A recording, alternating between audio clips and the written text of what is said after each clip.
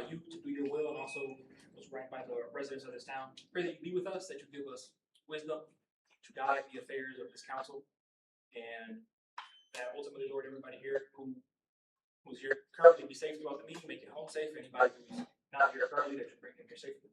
Give you thanks. Amen. I pledge allegiance to the flag of the United States of America and to the republic for which it stands, one nation, under God, indivisible, with liberty and justice for all. We're here today for a workshop. Kelly, it's on you for roll call. Okay, Mayor George Jacob Thomas, Here. Councilmember Catherine Terry, Here. Councilmember Lonnie Harrell, Here. Councilmember Monica Merrick, Here.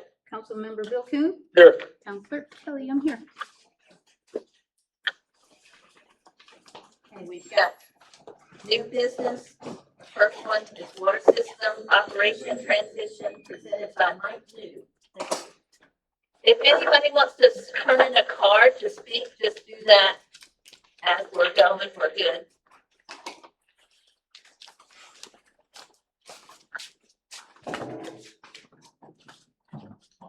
Speak loud.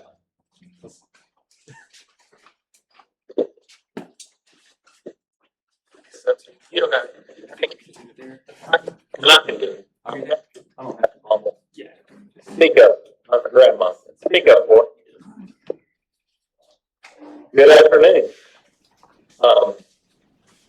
I'm Mike New. I'm with Woodard and Kern, and you contracted with us back in maybe October to prepare a transition plan. The town council had determined that they were going to provide the county with notice, take back operations of its water treatment system.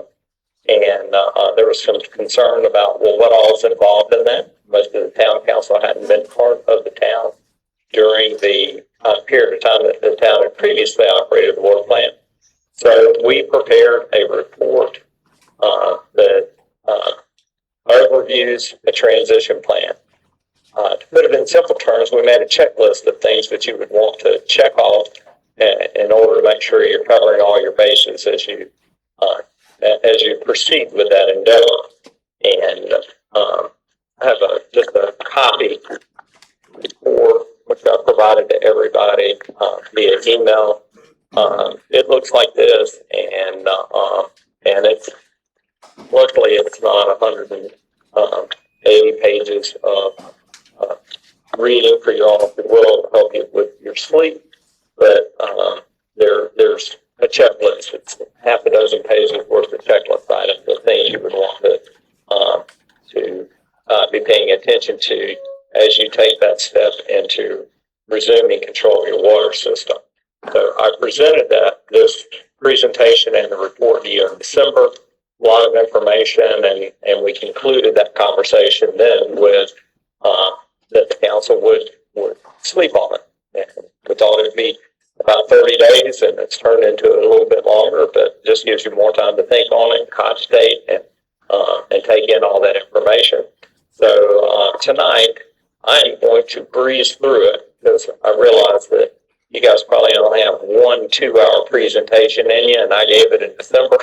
So I'm going to buzz right through the report. Please feel free to interrupt at any time. It's a workshop. If you have a question, and I'm going to settle in on the recommendations and conclusions. But if things come up as we move through it, please feel free to let me know. So, recommended action, maybe.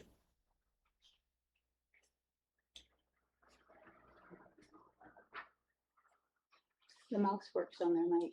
All right, recommended action is just simply to receive this report. The work scope, I'll spend just a minute there. The work scope is what y'all asked us to deliver, Woodard and Kern, our firm, and so we detailed that in our proposal to you, but essentially it was to develop this to-do list of items to consider as you take or resume operations of your water treatment facility. The table of contents that kind of gives you an idea of what's what you're going to find within the report. As I mentioned before, it's about 30 pages of actual report, and then a whole bunch of addendum information so that you'll have information at your fingertips and won't have to, do public records request or a lot of deep diving to find it. So some details about your water system. You began utility operations in 1997. I mentioned then Fort White is to be commended for the excellent utility system that it's put together for a town of this size. Just this week, I heard some members of our team at a conference call telling other members of our team, you wouldn't believe the utility system that Fort White has got. They've got this outstanding water plant, and you're building a wastewater plant, and that is just really impressive for a community of this size. I can think of half a dozen other communities in North Central Florida that want that haven't figured out exactly how to get there. So those are some of the details of your water system. You have about 370 accounts, and you're utilizing about 80,000 gallons per day. Just an overview of your assets. Went the wrong way. Just your assets. You have 2 water wells that serve your water plant. Get back to the right.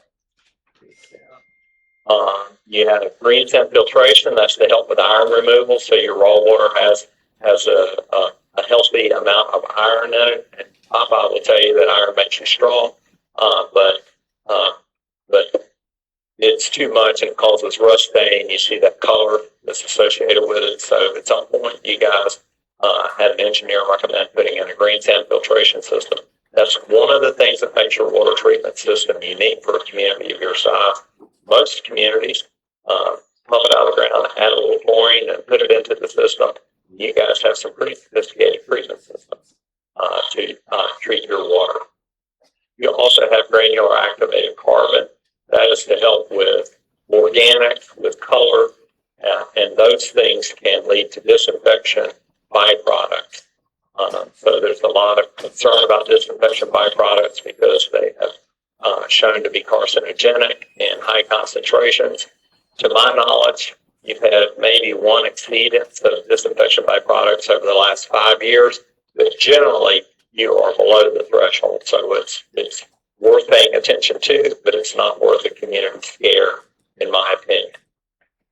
Other assets include a high service pump, water storage tanks, your chemical addition system. With the photographs of there, you add a corrosion inhibitor that keeps things from settling out in your system and will help your residents with lime scale buildup and things of that nature. You disinfect with sodium hypochlorite. It's the industry standard. It's liquid chlorine bleach, and you also use ammonium hydroxide to help you with those disinfection byproducts. Other assets include a hydropneumatic tank, which allows pressure sustaining. Again, a lot of water systems don't have that on top of high service pumps, and you have an auxiliary generator, pretty neat auxiliary generator. Your water system assets include your water distribution system, and I haven't quantified water mains. I'd say that most of your downtown area is served with water mains that vary in size from 2-inch to 8-inch, and that you have 50 fire hydrants. Here's a flow schematic of how the water goes from down in the ground below us 180 feet to into your distribution system and into your residence homes. Your water service territory, you haven't staked a claim to a water service territory, but by law, your water service territory is at minimum your incorporated municipal boundaries. Just a general overview of revenues versus expenses. It wasn't necessarily a big focus of the work that we were doing, but the question came up several times in conversations with elected officials. And so we took a quick look at it. There was some concern about whether the your water system was fiscally running in the black, that it was fiscally solvent. And we determined that based upon a 3-year overview, that your revenues outpace your expenses by about 100,000, or in that case, about a 50% revenue over expenditure. So well done, because your rates are not high, and you're kind of middle of the road with rates. So I think you're doing a great job. I will say that we'll make a recommendation in here that takes some of those excess revenues and reinvest it into your system. I think for the last 4 or 5 years, aside from grants that you've received from the federal government or the state government, there hasn't been a lot of investment in your water system. And that was a draft budget that North Florida Regional Utilities was working on for next year, and it showed a difference of $216,000. I haven't received an updated budget from them, but my guess is that a big percentage of that difference was accounted for as they moved through to their final budget. And it was probably their preliminary cut of things, and I would imagine that more expenses came along before they finalized that budget. We had lots of questions. Let's see if I can get there. Lots of questions about the projects that had been done over the last 5 years. And so I partnered with county staff. They helped me understand the work that had been done since they had taken over operations. And you can see them there. And so, you know, you made a sizable investment that, again, mostly with grant funds of some sort or through legislative appropriations, including the last thing on the item on that list is the water main extension that would connect your water treatment plant to a water treatment plant that the county or North Florida water utility authority operates in Ellisville. Just an area, and I'll cover these water system project recommendations, projects that we would recommend that Fort White undertake to get their water treatment plant kind of to addressing all of the outstanding concerns and serving your community well moving forward. So there are 11 on this page, and we put in an estimated cost and then an accumulated cost. The purpose of accumulated cost was simply to keep a running tally. Because you start looking at all these and you say, well, there's no way we can afford all that. Of course, you can't straight out of the gate, but we prioritize them on our things, our thinking of what was priority. So you can say that, well, if we had enough funding to take down the first, 6 of those, then we'd be $108,000 into that. And so that's how this list works. It's also in the handout. And here's page 2 of it. We end up at a pretty big number, $5.6 million, but really that's attributed to 2 very large projects that are down there at 19 and 22. I would say that you don't necessarily try to fund those out of your existing rates, that you seek grants and funding opportunities. They're not super high priority. They're nothing that's going to be detrimental to your water system in the next 2 to 3 years. But those are some thoughts that we had on what might be coming down the pipelines for you guys in terms of capital projects.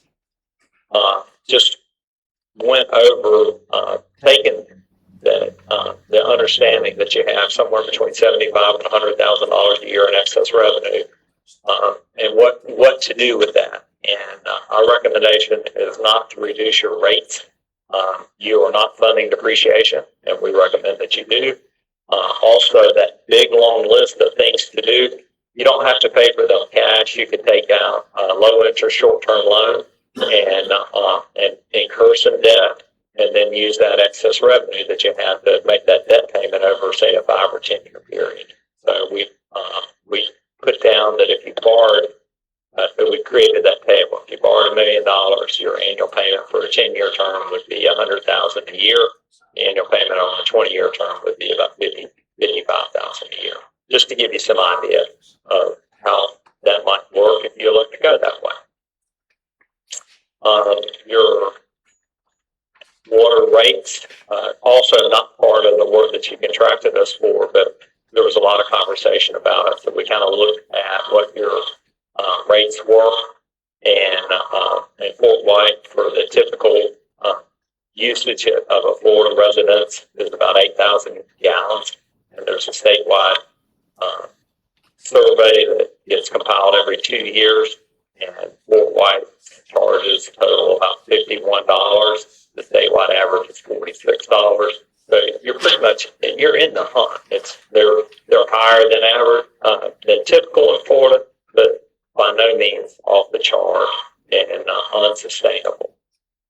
And then I took the same information and showed you where your peers stand in this or nearby cities. So Alachua, Lake City, Ice Springs, Newberry, and Fort White, and you're in the mix with those communities as well. Finally, these are what your water rates are. The last time they were adjusted, it was by the Columbia County DOCC, and they set them, and I think it was based on information that you approved and transmitted to them. And I would note that while your residential rates for comparison purposes for residential rates, and you are competitive. My observation of your commercial rates is they're really high. And if you do any type of rate analysis, I would make a focus of trying to reduce your commercial rates to a degree that that it becomes fair to those commercial users. So recommendations are, when you take over operations of your water utility again, I don't think you need a rate increase, and Woodard McFerrin is not recommending that you increase your rates. We're also not recommending that you decrease your rates, but because the rates that are in place today were adopted by the BOCC, we recommend that early on in that endeavor, maybe even before you actually send out the first bill, that you simply readopt your existing rates that were approved by the Board of County Commissioners in a public hearing pursuant to state law. And that brings us to the end of that presentation. I have some next step recommendations about 2 slides back. Are there any questions real quick? If there are, I'll be happy to answer them, and if not, I'll be happy to jump on to the next steps. Yes, ma'am. I have a question real quick. If you go back to the recommended capital project, Yes, ma'am. that 19 and 22, those are big numbers. Are grants available to help with any of that? Yes, ma'am. Okay. Yes, ma'am. You could seek grants, you could seek legislative appropriations, and on the water main interconnects and eliminate dead end pipes. That's a big deal operationally for you. There's legislation out that says you can't have dead end pipes on a water system. It's easy to produce in legislation. If you're in an office in Tallahassee, I found that if you're operating a water system, it's real hard not to have a dead end pipe.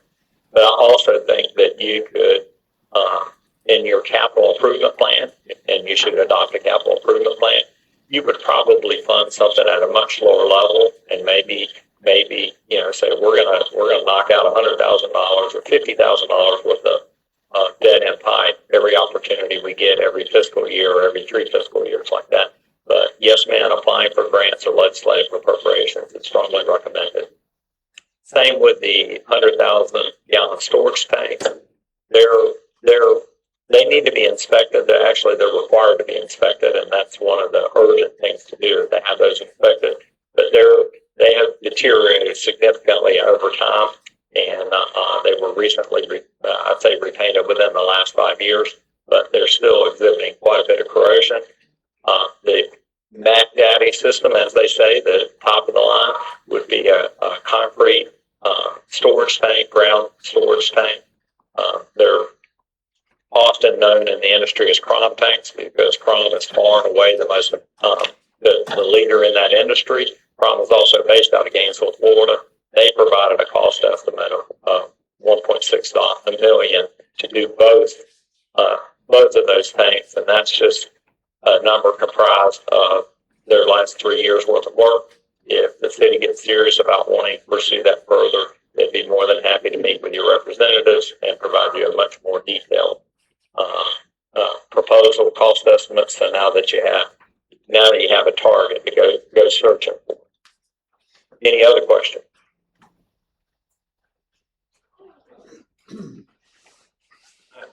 Yes, sir.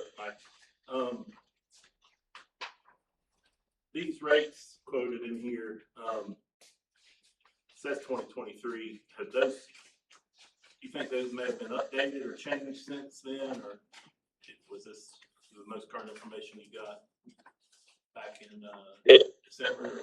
It is the most current information that we had. I think that the BOCC adopted them in 2023, and my inquiries revealed that nothing had been increased since they had adopted them. And I found communication that said that y'all had approved them as a town council and transmitted it to the county for adoption, or recommendation for adoption. The reason I ask is I just had to look at my water bill today for an issue, and I don't think that what I'm being billed matches this. So I'll get that information later, but I will tell you candidly that looking at your bill and your rate system, that can be an adventure sometimes. I've done that more than I care to, but that's a good exercise. I actually found working with a utility that had been billing incorrectly because one of our staff members thought his water bill was wrong.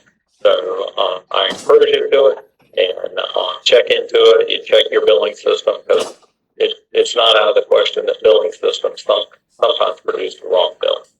right. And on mine it was the gallons from 0 to 199 or 1,999.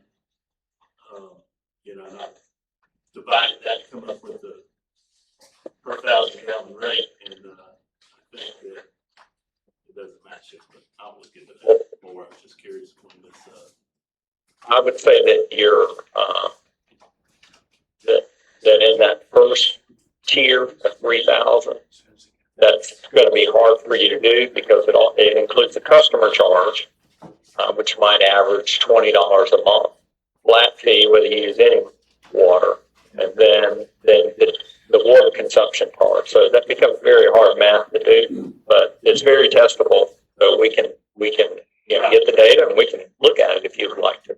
Right, and the customer charge is not included in that. Yes, sir. So I'll follow it down back here. So Yes, sir. So, I'm going the wrong way. So getting back to, next steps. The Fort White's next steps are to take the to-do list that we provided and to, assign them to whoever, project manager, town manager, and have a big meeting, decide who's going to do what, and start checking items off of that. And I would tell you that there are consulting firms. It could be Woodard and Kern, but it certainly doesn't have to be. That have project management skills, and this would be a good task for a project manager. So we recommend strongly that you update your consumptive use permit. You are getting close to out of capacity, and there's quite a crunch on water in our part of Florida, North Florida right now, and getting additional capacity is challenging. It's doable, but it's challenging, and I encourage you to start now. That's usually best case 3 months, worst case a year to get a consumptive use permit. And one commercial customer could come in and put you guys straight over the limit. Or you could turn away a really good employer because you don't have consumptive use capacity. So I encourage you to move forward on that with expeditiously. I had included, now I think this is a little dated, but notice in Columbia County of the proposed operations transfer date back in October, November. The county's position was just tell us when. We're not resistant. You just tell us when that date's going to be. So we included it in our next steps. Looking more holistically at your wastewater system, you guys have contracts that result in a wastewater treatment facility and collection system being brought online next January. And I encourage you to adopt wastewater ordinances, connection policies, And one that will be hard for you is mandatory connection. If the water system is within 200 feet of your home, mandatory connection. That's a state law. The folks that offer you grant money from time to time, it's one of their rules too. They will withhold payment if you don't have that mandatory connection policy. And it is fair to residents. I'll just spend a moment on that. It's fair to residents in that that you guys have all these fixed costs associated with the wastewater system, or you will, and it's unfair for a percentage of less than 100% of your population to bear those costs. But in a wastewater system, you'll know it's expensive. I think you guys have a little over $11 million in this first phase worth of work. And so the state has decided that if they're funding those kind of projects, they want to make sure that the entire population that could be served. So people that live in rural areas where there is no wastewater service, certainly they're not on the hook for it. But the folks that are in the service territory, the state wants them to be paying a fair share of what it costs to be in the wastewater business. Your wastewater ordinances would also include industrial discharges, capacity charges, impact fees, and with elected officials, impact fees, in my experience, have been kind of a dirty term. But I would tell you, impact fees protect your ratepayers. Impact fees pay for the capacity that people new to town or businesses new to town take up of that wastewater plant. That's everybody paying their fair share. So I recommend that you get an impact fee study and that you get an impact fee that will help you pay for that next expansion at your wastewater plant. Because you may not always be able to get these 100% grants that you so far have successfully obtained.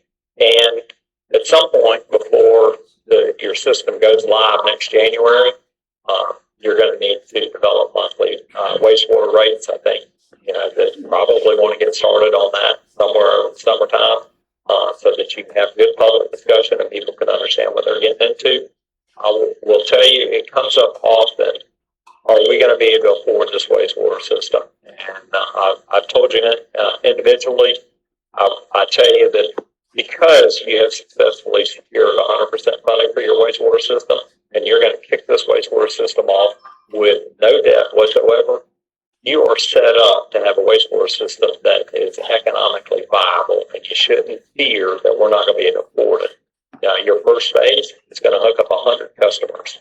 You have additional funding for another 100 customers, and because a lot of the costs associated with the wastewater plant are fixed costs, I urge you to proceed post haste with the next phase of adding customers to your system. It will certainly make the economic outlook of your wastewater system much better. The more customers you can get initially contributing to the system, the better off you're going to be. And solicitation, you have a great operator working in your water system today, and they likely are very interested in operating your wastewater system. But at some point, you're going to go through a formal solicitation to contract with them, or some sort of a legal negotiation, like a piggybacking contract or those types of things. There are other firms out there that do that work. So at some point, you need to be thinking about getting that solicitation out and timing it up.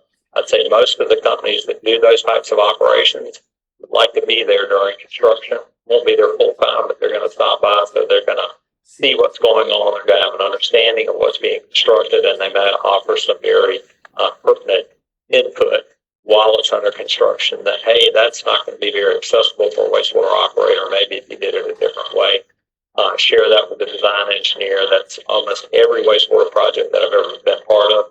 That happens with some frequency, and that's worthwhile. So those are our next steps for your city, for your town, and with that, complete with note. Actually, that is for the transition plan. There was a second presentation when we presented in December. The town had just received a proposal from the North Florida Regional or the North Florida Water Utility for wholesale water, and I hadn't looked at it, nobody had looked at it. I think it came out the day or so that we made the presentation. But the council asked, would we look at that before this meeting? And I prepared a few slides on that.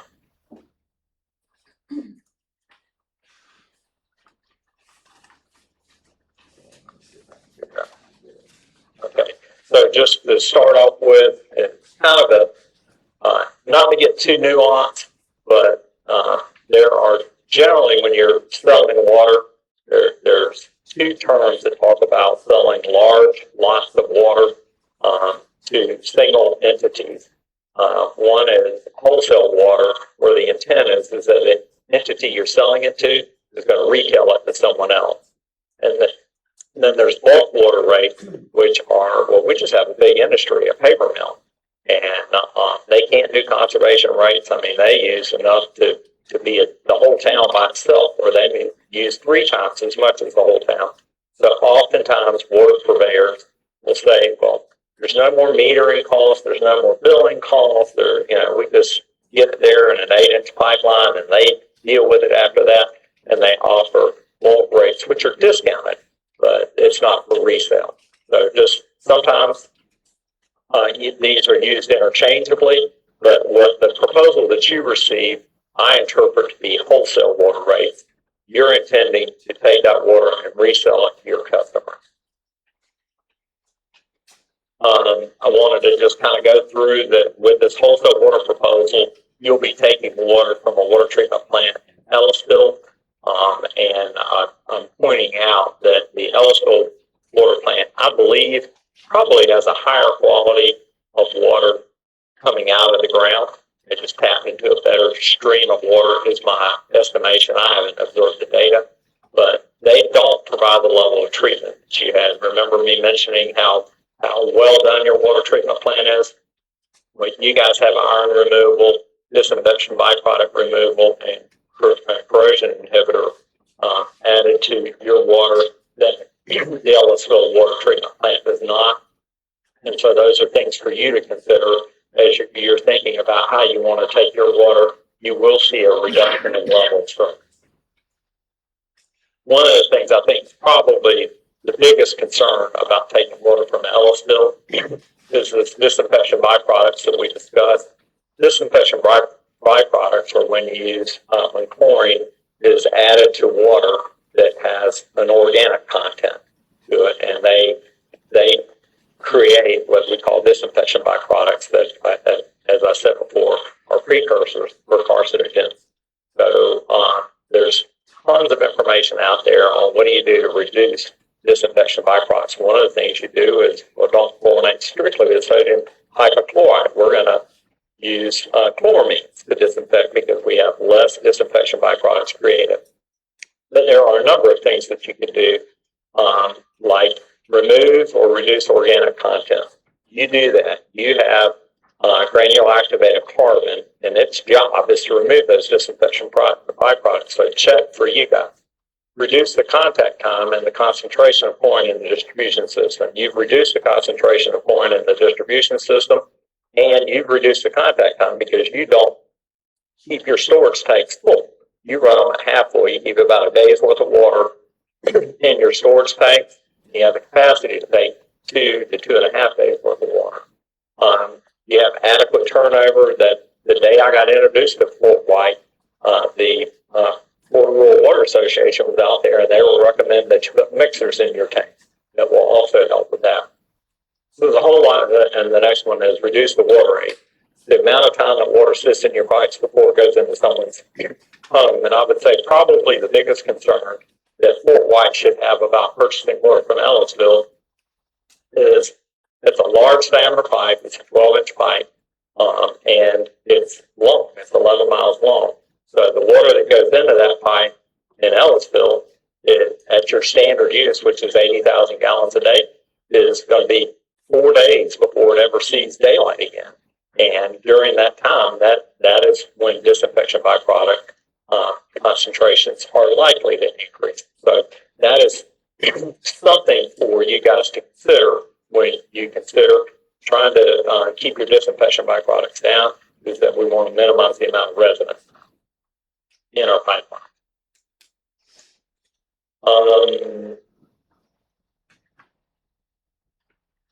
and this last job, you have changed where you add flooring. Again, because Twofold Water does a fantastic job, and they got their disinfection addition point as close to the distribution system as it can be, and you are using a different type of disinfectant. So out of 6 recommendations, y'all are doing 5 or something. Congratulations to you for that. Getting on to their proposal, and I read through the recommendation that was given to North Florida Water Authority from Raftellus. And Raftellus is recognized as the experts in rate setting in Florida, maybe the Southeast. And I've hired them on a number of occasions. I've read the report, but I did come away with some thoughts, and it occurred to me that North Florida Water Authority received this the same day they transmitted it to you. If maybe this was preliminarily and it merited more discussion. So I'm not trying to suggest at all that there's anything inappropriate here, but I would say that the report that Raftellus gave said, look, we recommend that you build them one of 2 ways, where everything is just a variable rate based on water consumption. And if you do that, we recommend you charge them $11 per 1,000 gallons. Now, you're retailing it for $4 per 1,000 gallons on average. But that was going to be 3 times, 300% higher, and you would have to add that to your rate. But that's what it was taken based on the analysis that they did. Or you could have a billing scheme that is a fixed rate, which was $12,500. Just flat rate 12,000 plus a variable rate of $6.90. And that was the recommendation given to the Water Authority. The Water Authority rolled that into their proposal to you, which was $8 per 1,000 gallons. But they blended the 2 recommendations. They gave you a variable rate only, but much discounted over what was being recommended by Raftellus. So there was some confusion on my part in there, but I think it had to do with the haste, which that report was transmitted to the regional authority. They had a board meeting and they got a letter out the same day. And I suspect that if clarification is sought, that some of those questions could easily be resolved. So that's just more information on how what the variable rate proposed was versus the fixed rate. And then what was offered was $8 per 1,000 gallons, which is double what you're retailing water for today to your residential customer. And you still have to provide additional treatment. You still have to do the billing, so you can't just make those costs go away. And so we did some math. Again, this is your existing rates, but your residential customer, the average residential customer is paying $51 a month. With the wholesale rate that was offered, that $51 a month, that's going to go up, in my estimation, to about $120 a month, which is going to put you among the highest water utilities in the state of Florida. And then finally, this really just has to do with methodology. Often, when you're making special rates for a customer, that you intend to seek recovery of the investment that you've made. And I believe that was the intent of this rate analysis, was that North Florida Utility Authority was seeking to recover an investment that it's made.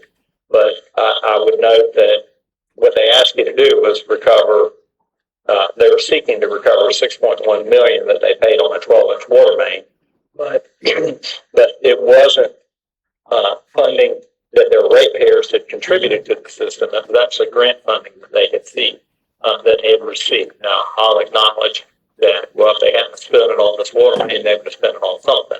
that their customers would have benefited from, and that is absolutely the truth.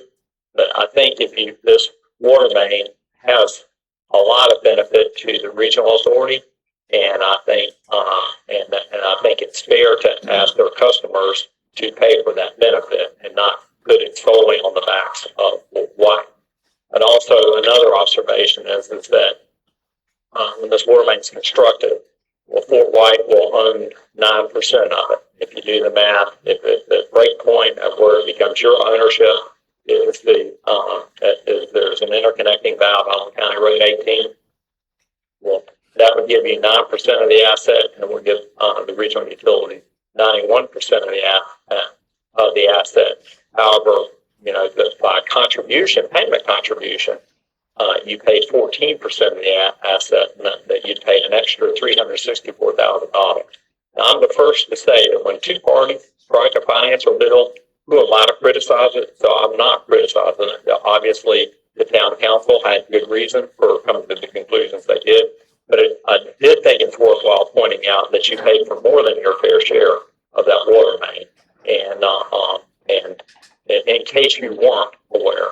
And then finally, and I think it's probably the most important part to point out is that they're seeking to get reimbursement for the entire amount that they spent on that 12-inch water main. But the capacity of that 12-inch water main is over 1,700 gallons per minute, whereas what you're seeking out of that is 60 gallons per minute. That's about 3% of the entire capacity.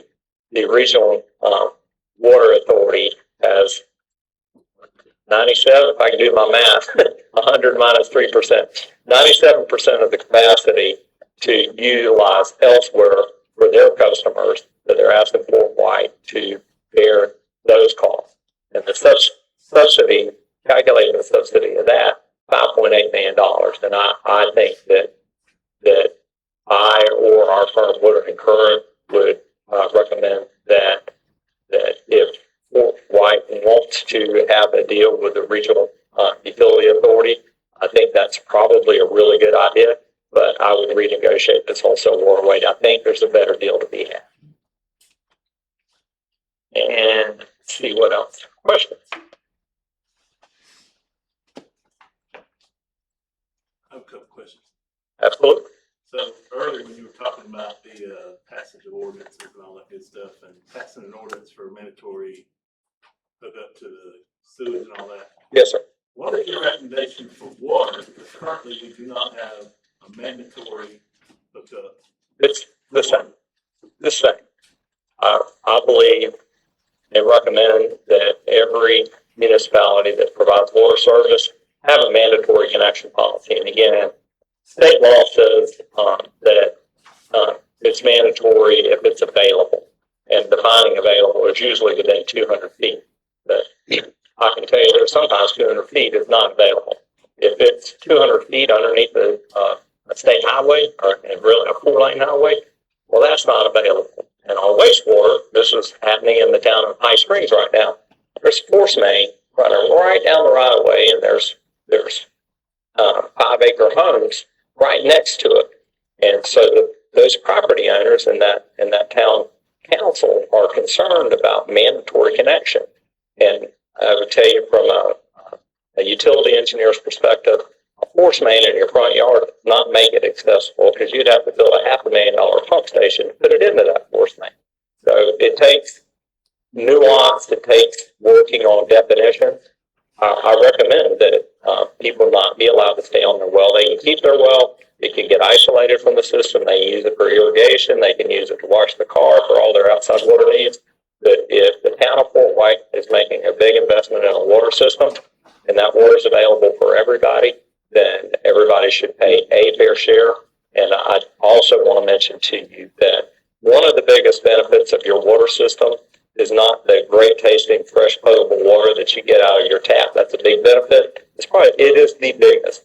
But a secondary benefit that seems to go under the radar all the time is those fire hydrants out front and those 8-inch water mains out front are doing wonderful things for your community in terms of fire protection. There's an insurance group out there called ISO, and your homeowner's insurance is determined by your ISO rating.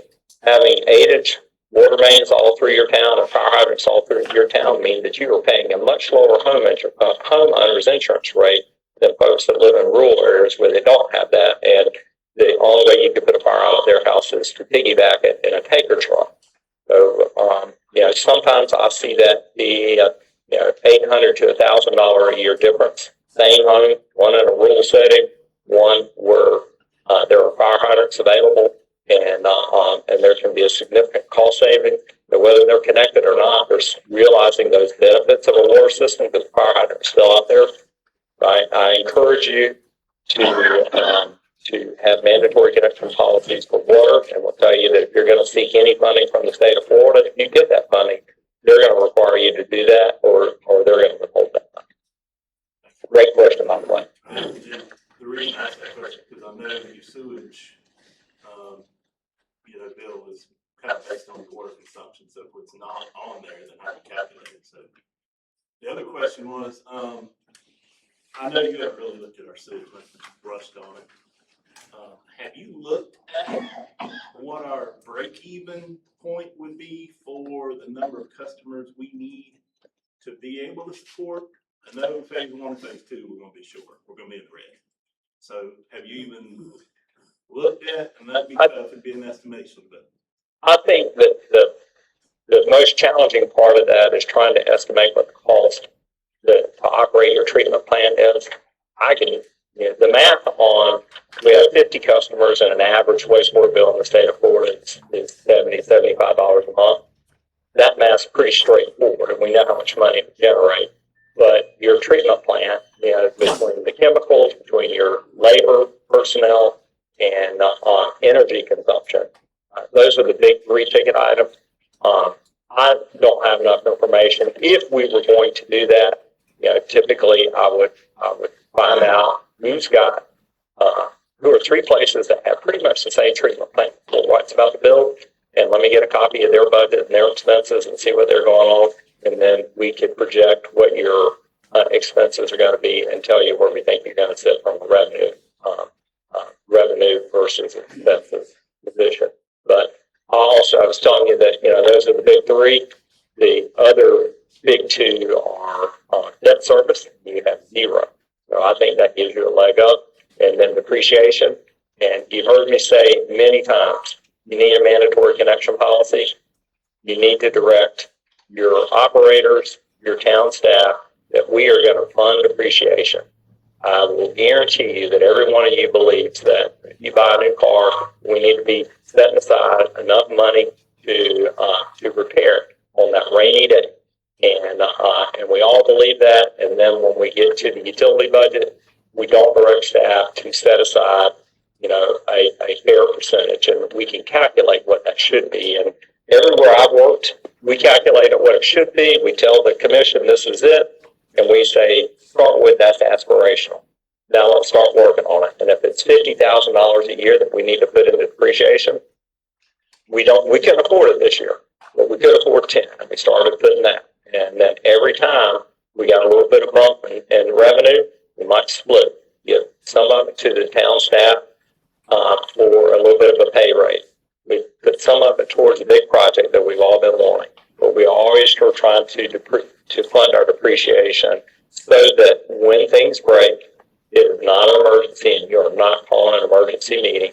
When something breaks, your town operator stands up here and says, I regret to tell you that we're going to spend $75,000 to repair that 40 horsepower blower unit that we have out there at the wastewater plant.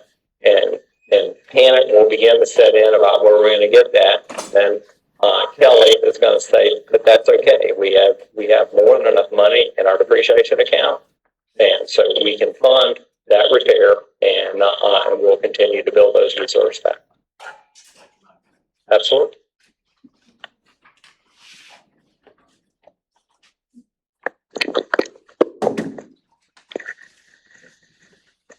Any questions down there? Thank you so much for having us. Water in turn, our whole team has been very, they ask me regularly, tell us what's going on in Fort White. They want to check up on what's going on. They're very enthusiastic about the Fort White project. So, this is more than just Mike, that has been working on this. Got a whole team, that behind the scenes that are really vested in your, utility. Think you're a great community and have a great utility. And so if there's ever an opportunity for us to support you again, we'd be thrilled to entertain.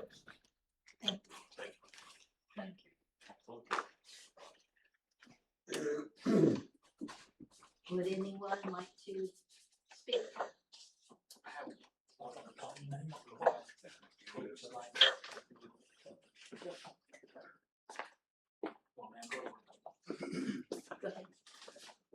My name is Jody Dupree, 2563 Southwest Coonville Avenue.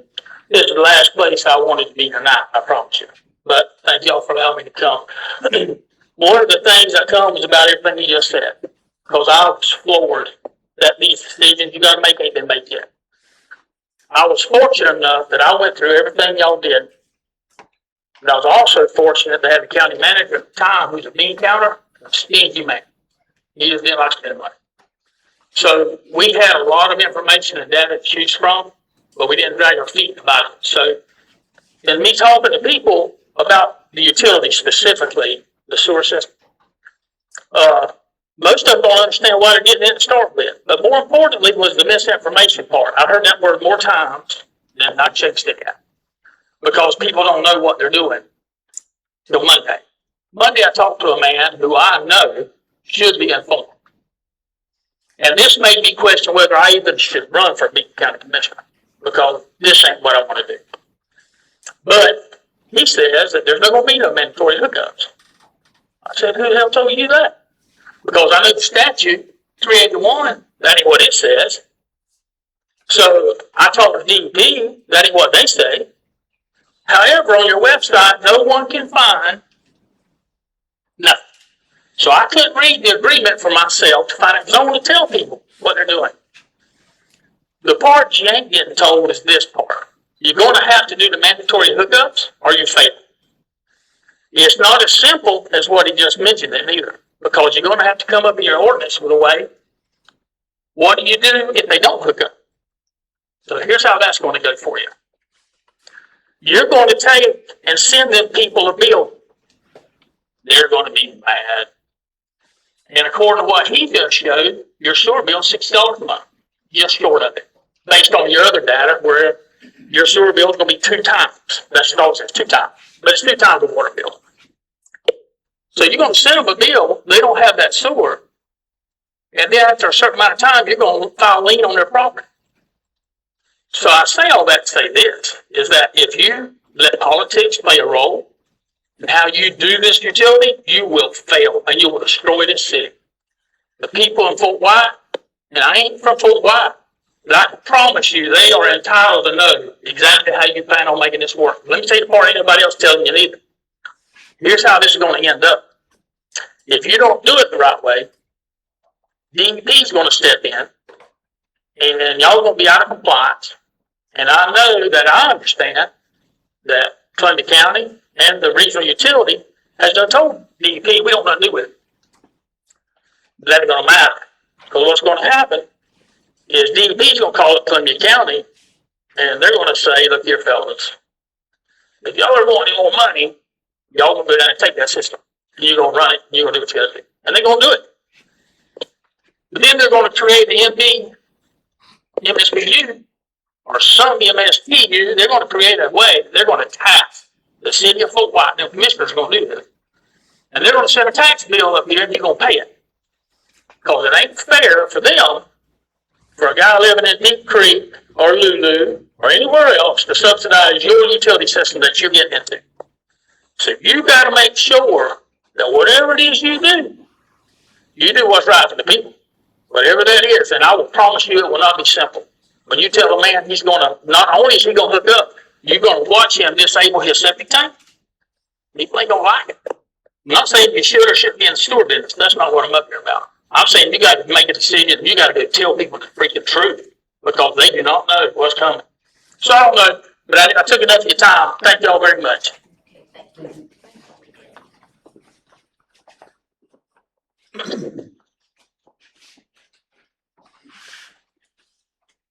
mine on?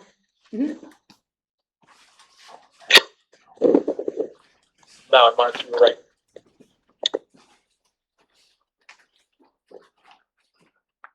Should be right next to Mike's.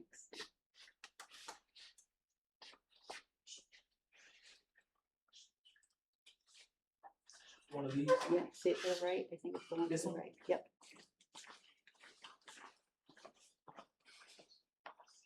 We don't take any more questions? No, the other one. Later.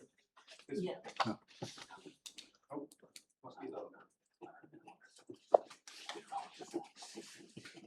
Here we go. All right, guys, I got a quick one. Which light is it? Okay. Oh, Ruth, did you get the lights real quick?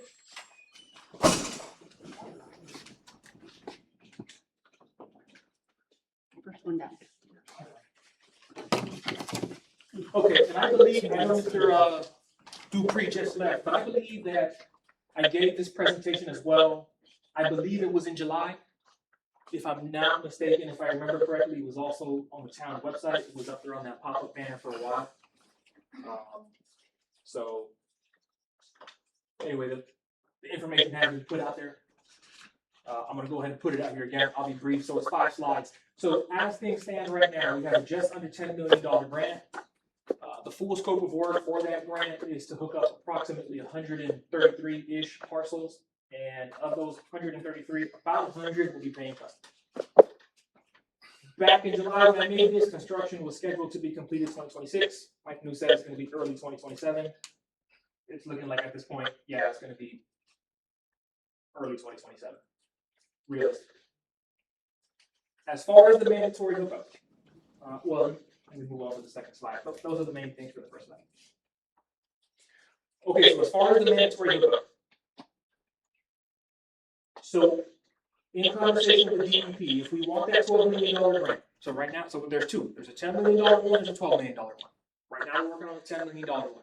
If we want the $12 million grant, DEP is going to expect us to have a mandatory hookup ordinance. So now the flip side of that is, if we don't do mandatory hookup, when people's current septic tank fails, they're going to have to use one of the, I think it's called a nitrogen reduction tank or some special, significantly more expensive tank. Significantly more expensive tank. So, as far as whether or not people want it, whether it's through a more expensive tank or whether it's through a monthly bill, one way or another, people are gonna, DEP has made it so that people are gonna have to do what they don't want to do one way or another. I do agree with what he said, that it's up to the town council to manage it, and the more politics play a role, the worse off Fort White's gonna be. But, so, yeah. Now move on to the numbers of that. Mayor. Oh, I have a question. okay, go ahead. Well, I would like to correct one thing you said. Yeah. So if sewer is put in, you will not get a septic tank permit for any septic tank. You will have to put the sewer if your septic fails. okay. And that's If what you're within the 200, you're saying if you're within the 200 feet of already, If sewer is available to your Yeah, house, yeah. you have to hook it up. You will not be able to repair it. if your septic fails, yes. Right. If it's septic fails. Mr. and that's Just to comment on that, because I don't mean to be disagreeable, but septic tank issued, or septic tank permits are issued by the state. And in my experience, they don't ask the city. And so oftentimes, you have the state issuing septic tank permits for customers that should be connected to the sewer system.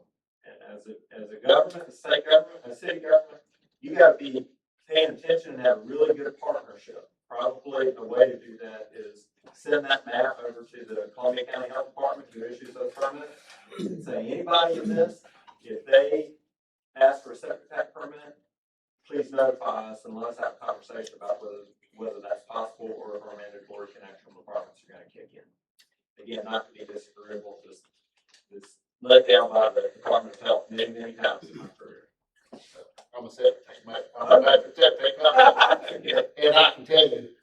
never had to get by.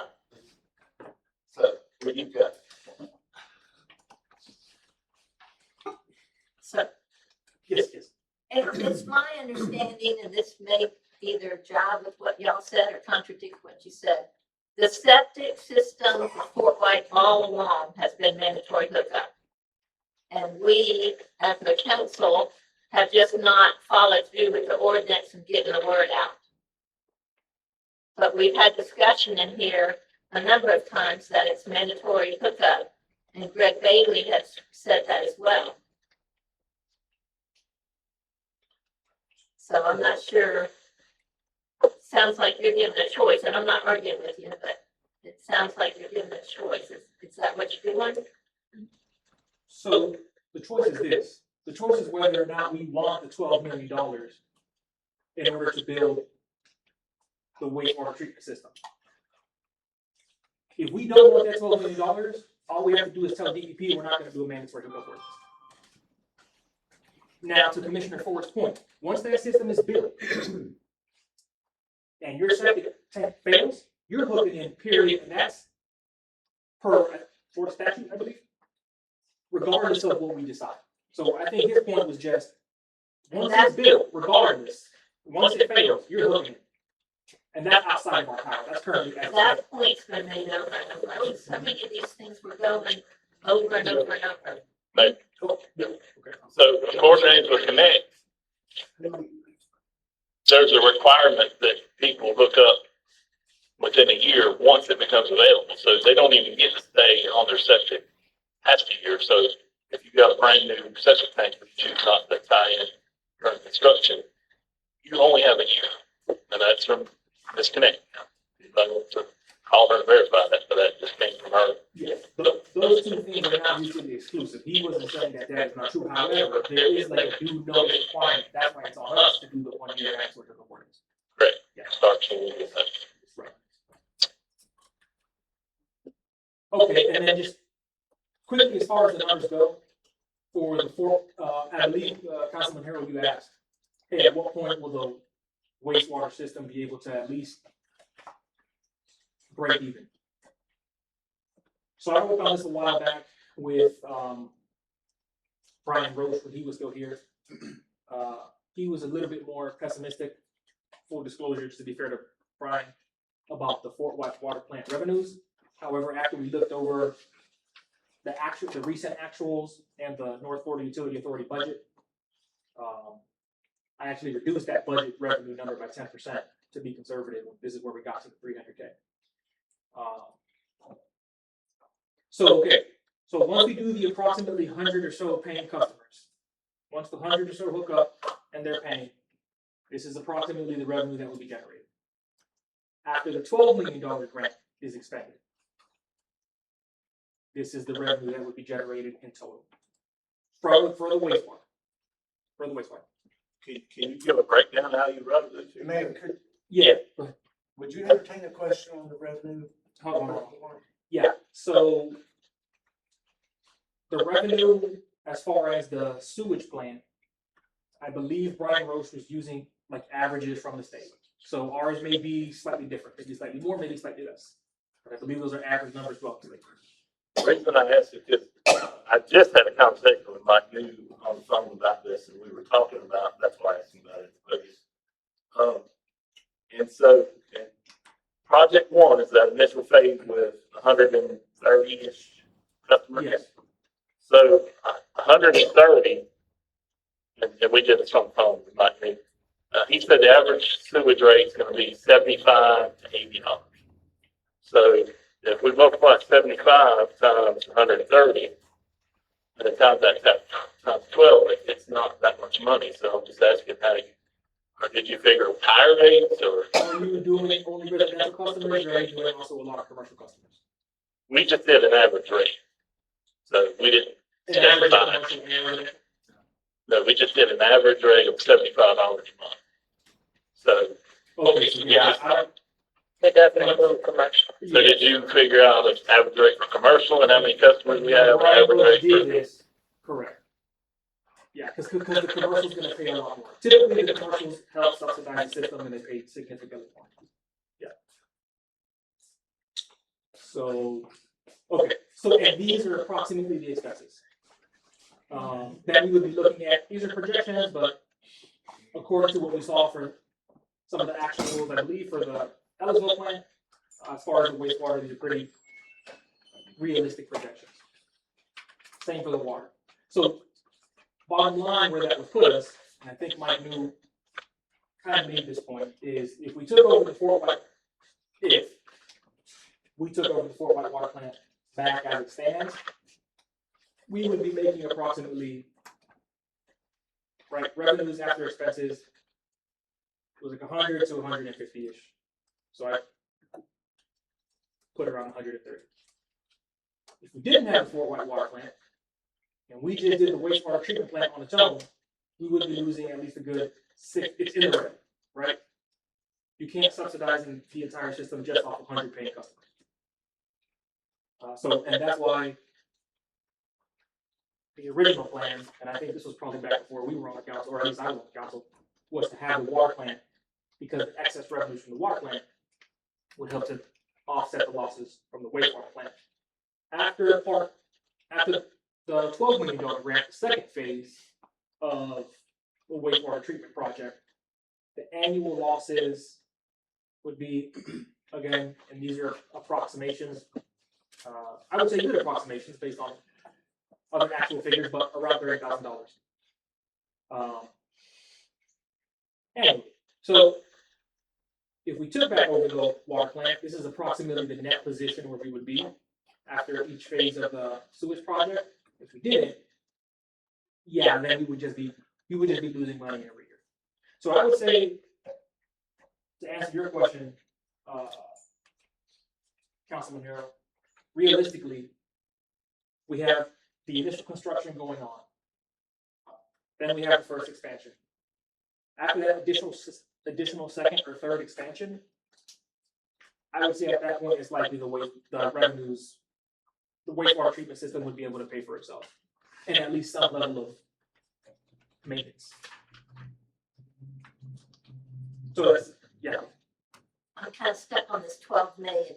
Are you suggesting to reject the 12 million? And before you answer that, everything you just presented, and I don't have any fault with what you presented, but Bill might have something to say here. That's exactly what Mayor Frazier had been doing the whole time that he was here on the council. Mayor Frazier and Connie, get the water back, get the sewage plant in operation, and move forward. And then the blighted area would have a grant for the other phase of the sewage. Yeah. So to me personally, it seems like we're just spinning the same wheel over and over and over. Yeah. And now I'm hearing reject a $12 million grant and let someone keep their septic when the Florida law says hookup is mandatory. No, I'm not sure where you heard that. I didn't say that. You just said it. No, I guess I misunderstood. Yeah, I definitely did not. But yeah, but I do agree with you that was my understanding as soon as I became mayor, that was the whole plan, was to take back over. But It was the plan, Yeah, that was and my we plan. had a big meeting down here. Yeah, I agree with you on that. But anyway. I think the confusion is there's a lot of plans and no decisions. That's what we are. And that's pretty much my point. So, okay. I just wanted to give that for your public input. So, okay, thank you. I thought we voted to pass the ordinance for mandatory hookup. We did. I thought I've somebody not was seen that, supposed I've to not be seen writing that, it. I've not I seen haven't that seen anywhere. The whole lot we haven't done that, we have done that for mandatory hookup, but there's no paperwork yet. I agree, and I think that was We something did vote on that. Yes, our we attorney did. was, Yeah. but we don't have And one. Greg Bailey from And the last meeting we had with the public on the water, and I'm not saying either way, but the last meeting we had on water, the public wanted the water committee. That's what they wanted. That's why we spent the money and run the pipe and run it over here. Because the public wanted different water than what I had. Hey, let me say this. We've got 2 more speakers. I'm gonna let them speak, and then are we going forward with a special meeting? I don't have an agenda for a special meeting, but it's on the website that we're having a special meeting. After the speakers, probably got some questions that people might want to. Well, my point is, Before we leave this meeting. once we we're settled here, we'll adjourn for about 5 minutes of that special meeting. But I've got Shannon Roberts. And Mr. Roberts, this microphone is silly, but just use your, big boy down there.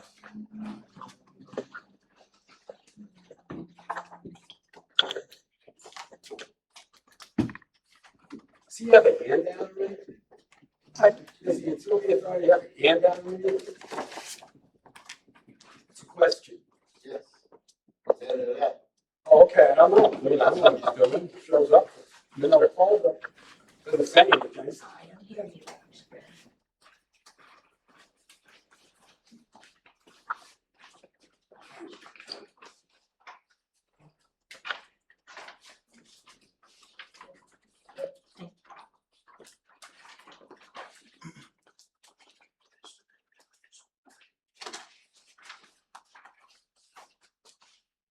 Thank you for letting me get up and just make a few comments. I have a handout. I don't have enough copies. I can always produce more and send them to I've anybody. got it up here, Brady. Yep, I've got one more copy if someone wants it. But I gotta keep one because I need something. Sure. I will. Very good.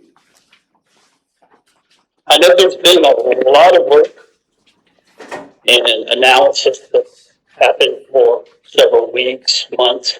So I just wanted to go over a couple of things, and I've made some of these comments before.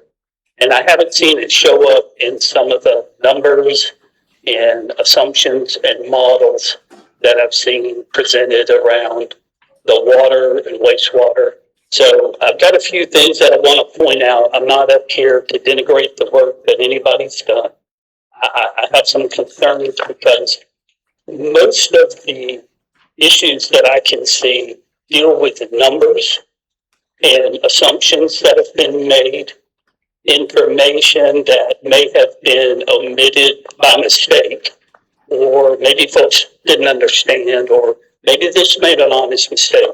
Well, all those numbers and all those assumptions and all those models lead to a set of results that people expect. And I'm concerned that if there's issues with those underlying things, the result you expect, you'll be surprised when it doesn't happen. And some of the results could result in financial risk to the town. So that's kind of the undercurrent of where I want to go with this. And I'll work briefly on this. One of the first things I noted in both Mr. New's presentation as well as the mayor's, and I looked at all those, and I've seen some of it before, is there is a recurring omission and where models have cost data that's incomplete, significantly incomplete. And it can be a difficult thing to map those pieces out. But this is just one piece that I pulled from some of Mr. New's information. It shows $170,000 in costs, and I believe this is for the Fort White water plant. But what it doesn't show is anything for reserves, emergency maintenance, distribution locates, the cost of a billing FTE or contractor, a meter reading FTE or contractor, billing software, account management asset management, GIS, accounting, management administration, tap installations, or service callouts. That's a number of things that have to be accounted for, and I don't think the 170,000 does it. Now, we're at a stage where things can be modified. I'm just trying to point out, I think there's some significant pieces there. Yeah. So on page 16 of his first presentation, a lot of those items are in They're in the list. there's a list, yeah. Okay, but I don't see them in a budget. So somehow they need to go from the list into the budget to see the full financial picture of what you're estimating. Yeah, so some of those mentions, those expenses that you mentioned are, some of them are are one-time expenses. Sounds like, right, like. Yeah, but it still needs to be accounted for in a budget, so that's all. Yes, and I agree with you 100%, Mr. Mayor. One of the things I want to look, just the second item is in the presentation that the mayor just gave, I noticed a calculation error when he shows the net revenues by water and wastewater and the overall utility cost. There's a number in the color version, it's red, and it's $30,000. So in Excel, you have different ways to show a negative number. You could color it red, or you could configure it so it has brackets around it so the system knows. When you do the arithmetic computation, it'll back it out. Well, if you look at the previous expenses in revenue, that should be a negative 30,000. So when you total the 130,000 minus the 65,000 minus the 35,000, your total net revenue is 35,000, not 100,000. So no, that was it. I was just pointing that out. It's a simple thing to adjust, but I keep seeing that, and I thought, okay, I need to say something. So if you look at my two rows that I put, I didn't put totals. I did on the row, net revenues by water and wastewater. Yeah. And then in the column, by the phase and or if it's the water plant.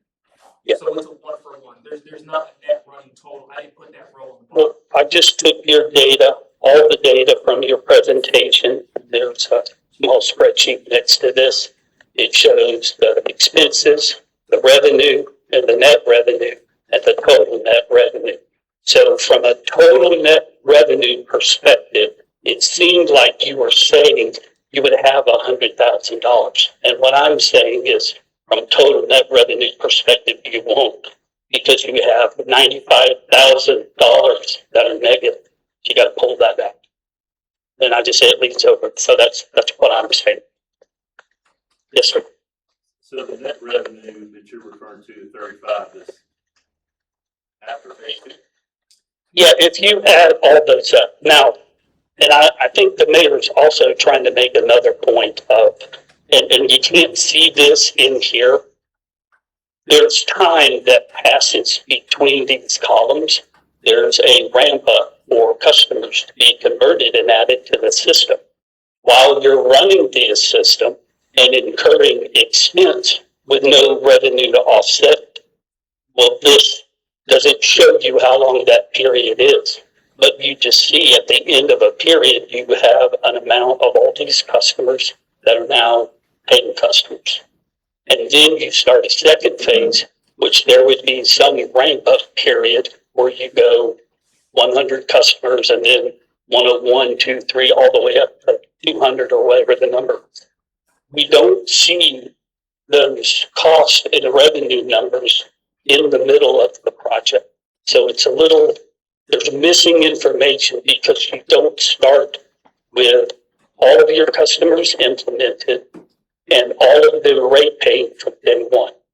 You start with 0 and then work through it, and it takes time.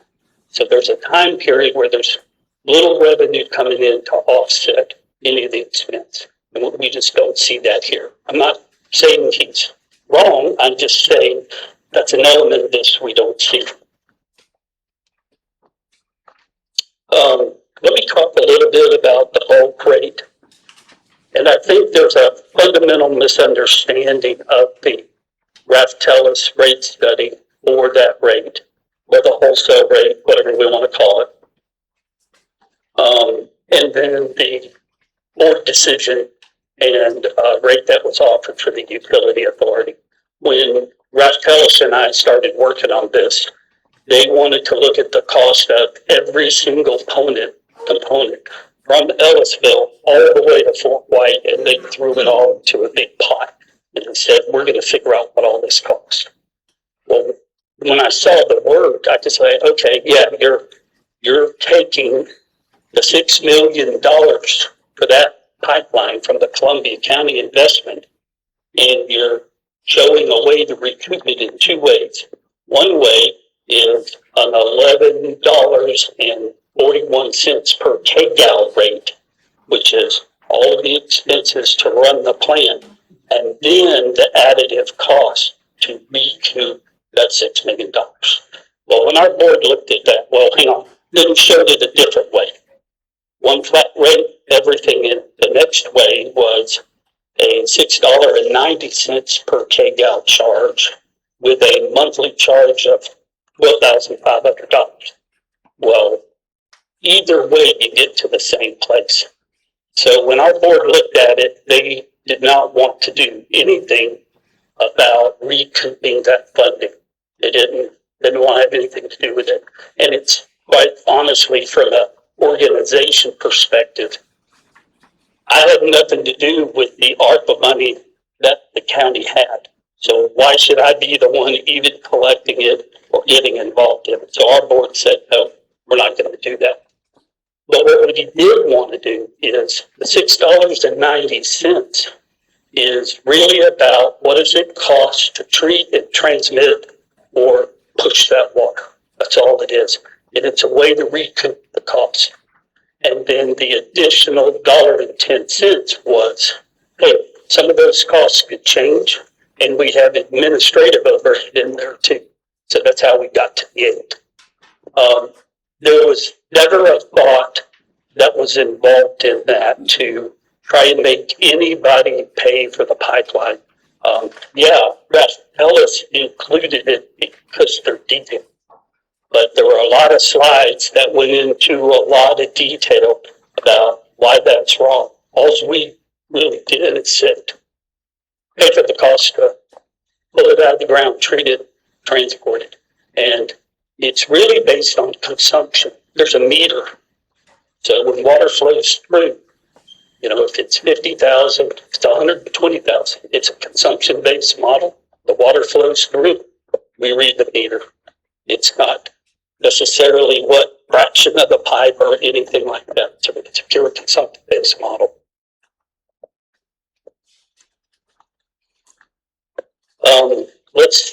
And I think that misunderstanding potentially led to another misunderstanding about the bulk rate.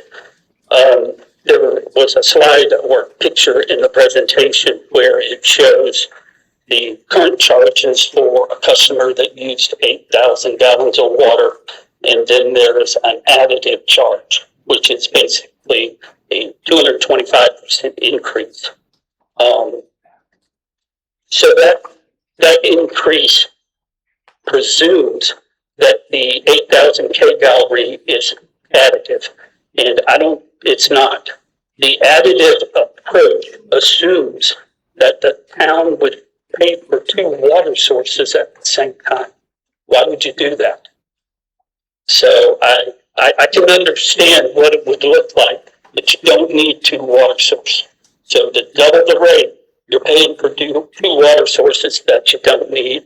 And I don't think the council would want to saddle customers with a payment for 2 water sources when you only need 1.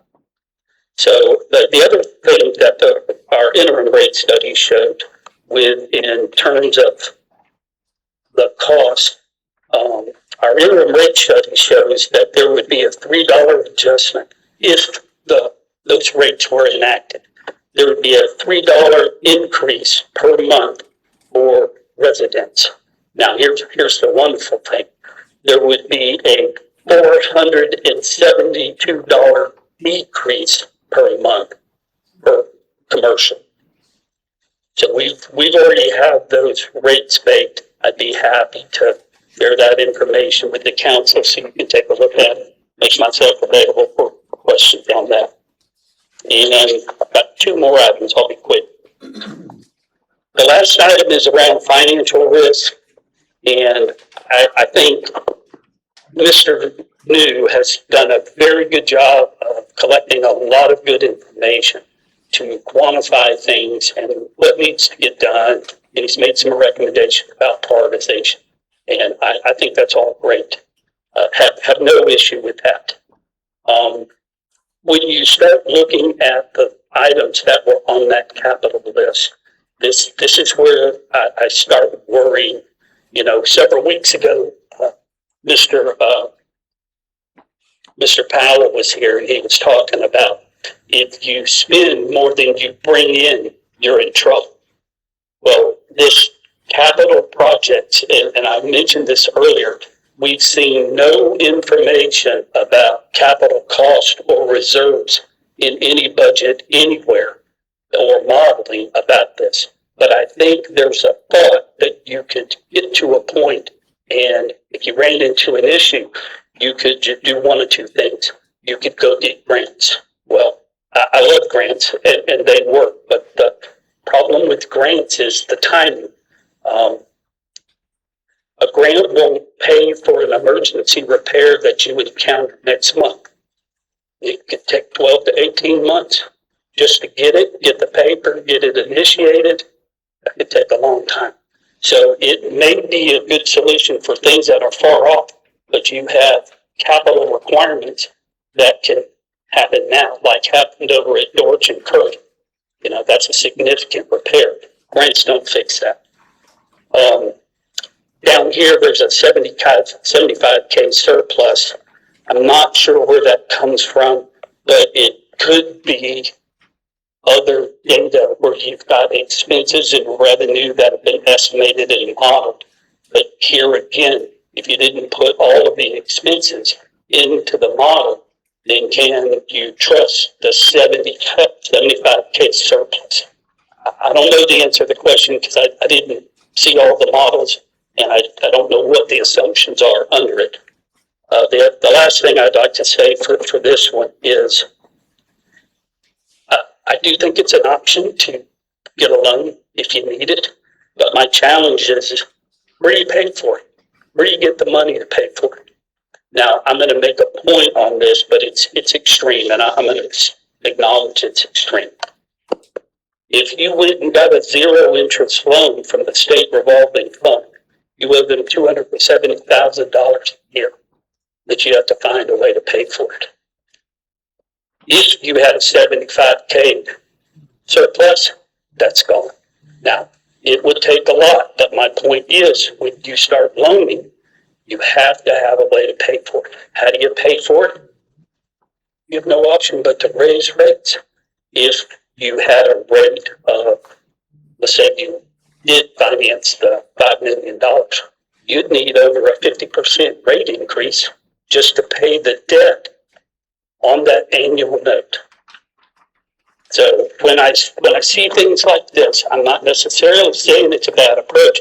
I'm saying is you have to be careful because I don't think what I see in the models, there's a lot of assumptions and there's a lot of missing components, and you could get into significant issues with this right here. And the last item, I just want to talk about options. In my simplified way of looking at this, and I'm not saying it's right, it's just the way I view it, I see really three scenarios. There's the existing agreement and situation that we're in. Essentially, the cost per kgal for what's being sold is $11.50. So it's different from the rates that you charge, but if you look at the total water you produce and the revenue you're making, you can get to that number. But what's interesting under that is all of those items listed there, maintenance, capital, reserves, emergency, all those items, they're taken care of by the utility with the backing of Columbia County. That's the situation we're in right now. If you abandon that situation, which you absolutely could, now you move into a situation where your cost of, well, the other thing is your water source is going to be Ellisville, right where you are, because Ellisville water has been flowing for a couple of weeks now. In the second scenario, you've got Fort White taking all the ownership and responsibilities for those items and what they cost, revenue too, and you have your own water source. You got a different source of water and everything that entails. And then there could be a scenario C where you have Fort White or whoever they choose is running the plant, but you also have someone else running the plant, the utility authority providing the water. And in that case, so got a different water source, but all of the expenses and liabilities are on the town. Thank you. Mr. Ron, please, if you would. Yes, sir. And that's why I just want to say this for anybody watching, because I think as far as the numbers here, I think you're creating confusion where there really is. I don't see why there should be confusion. I will say you're right. I should have been consistent and put the parentheses or not. That's fair enough. But I guess I'm not sure what you're misunderstanding about how the numbers are there. You're rolling in the expense of the 65 and the 30, but that's not correct. Because the numbers are set up as they are to include, after the initial 100 paying customer hookups, what the deficit would be. And after the additional projected expansion, what the numbers would be. So you wouldn't add $65,000 deficit to the $30,000 deficit. I understand what you're saying with that. But when I look at it, there's zero information that you provided that would lead me to believe that's how it was represented. So and I have some footnotes in that spreadsheet to the right that kind of explain the detail of how I'm looking at it. There's things that are missing that you're right would separate you, but they're not there. There's not even a reference that they're not there. So that is a point of confusion for me. But just based on what I see there, since there was no other information, I just presumed nothing stated. It's all this, and I looked at it differently because there's nothing to tell me otherwise. Okay. And that's kind of the overarching point that I'm making. That's the concern with models. You put a lot of numbers out there, and I'm not saying that they're wrong, but they need some explanation on what went into it or didn't go into it. Kind of like we were talking about rates earlier, when you calculate, what did you use? And I understand the complexity of that. So just to make it clear, I guess, for everyone watching, if you take the revenue in the third slide, subtract the revenue expenses from the fourth slide, you get the numbers on the fifth slide. For anybody watching who cares to look at it, so I had never heard before that there was confusion, but if there's confusion, I just want to clarify so people aren't confused. Understood. Are there any other questions? Thank you. I have no question. So did you say that, so what is the current rate then of the utility authority, the bulk water rate? Is it 10? Is it 6 point? Or is it? Or the 8, I'm sorry, the 8. It's 8, and that 8 is broken down into two pieces. $6.90 for the cost of the treatment, transport, getting it down there. And then there's another $1.10 for variable cost fluctuation and administration. And the total is 8. So besides the bulk water rate that was provided at the end of last year, has anybody ever negotiated with the utility authority on renegotiating the contract similar to what we have right now in place with the county? Not yet, and I had been in some previous meetings last year where I had signaled the utility authority would absolutely love the opportunity to dialogue with the town about how to negotiate that. And if someone could be designated or appointed, whatever, to sit down and say, here's what I want, let's dialogue and we can go through that. I actually have a proposed contract already prepared, but I didn't want to push it. I didn't want to work too hard on that, but I would love the opportunity to engage in dialogue. Sure thing. Thank you. Yes, sir. That's one. Because you talk about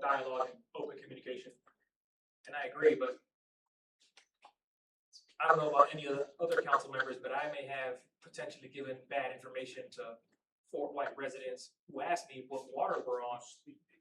Cause I don't know if anybody else on this council or the clerk was notified, but I was never notified that we were switched over to Ellisville water. And I would think that that's a pretty important piece of information. So can you say like maybe why none of the ratepayers were notified, why nobody was notified? I think, you know, the utility authority can take the hit on the communication piece. We were just focused on getting it out. We've been working with DEP to get clearance. We worked through those items and we just let it go.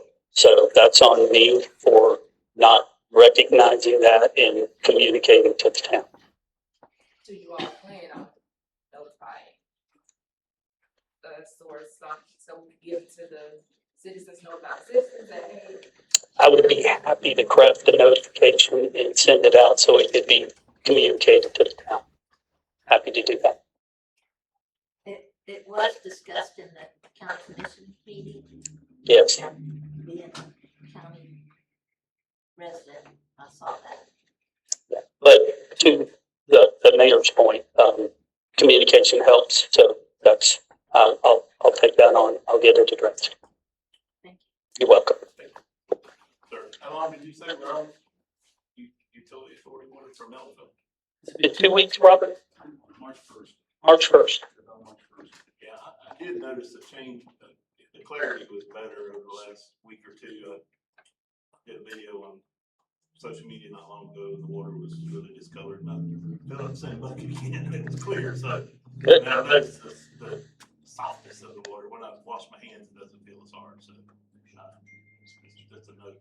Thank But you. from an operational standpoint of view, I mean, is there really a need to notify the customers as long as they're getting supplied with potable water? I mean, it would be nice for us to know, but I'm just saying. I think the customer base needs to be just kept informed of changes. Now, does it rise to the level of a boil water notice or something like that? Clearly it doesn't. It doesn't affect public health in that way.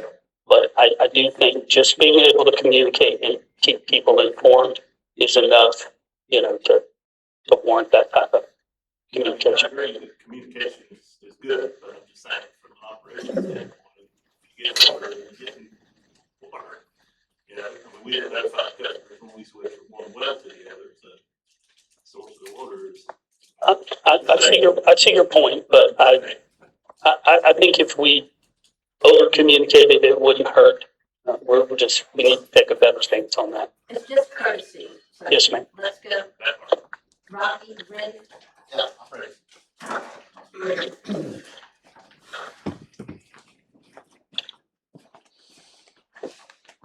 My name's Rocky Ford. Unlike Mr. Dupree, I am a resident of Fort White. I've been a resident of Fort White for about 40 years. I was raised right outside of Fort White. I've been here pretty much all my life. I've lived in Fort White since the water system was put in. I was living here when it was put in. I've dealt with the water in Fort White with my kid, my grandkid, for the inception of the water system up until now. Mr. Coon knows, you know, Catherine, you've been here too, what we went through with the water. This whole thing was done when I became county commissioner. One of my first goals was to get good water in the town of Fort White, for the residents of Fort White. That was my first goal. I worked on that with Chuck Brandon and Senator Bradley. Rob Bradley was the senator at that time. I worked with him getting funds for us down in Fort White for water, to improve the water system. We got a grant. Well, actually, we got ARPA money, and we helped Fort White get a grant through the legislative appropriation grant for water. The whole Fort White Council board, the whole county commissioner board. We got with Greg Bailey, North Florida Professional Service. We looked into what was the most economical and most feasible way to get good water to Fort White. Everybody agreed. Best way to do it, get the best bang for the buck for the taxpayer, was to run a water line from Ellisville to Fort White and provide water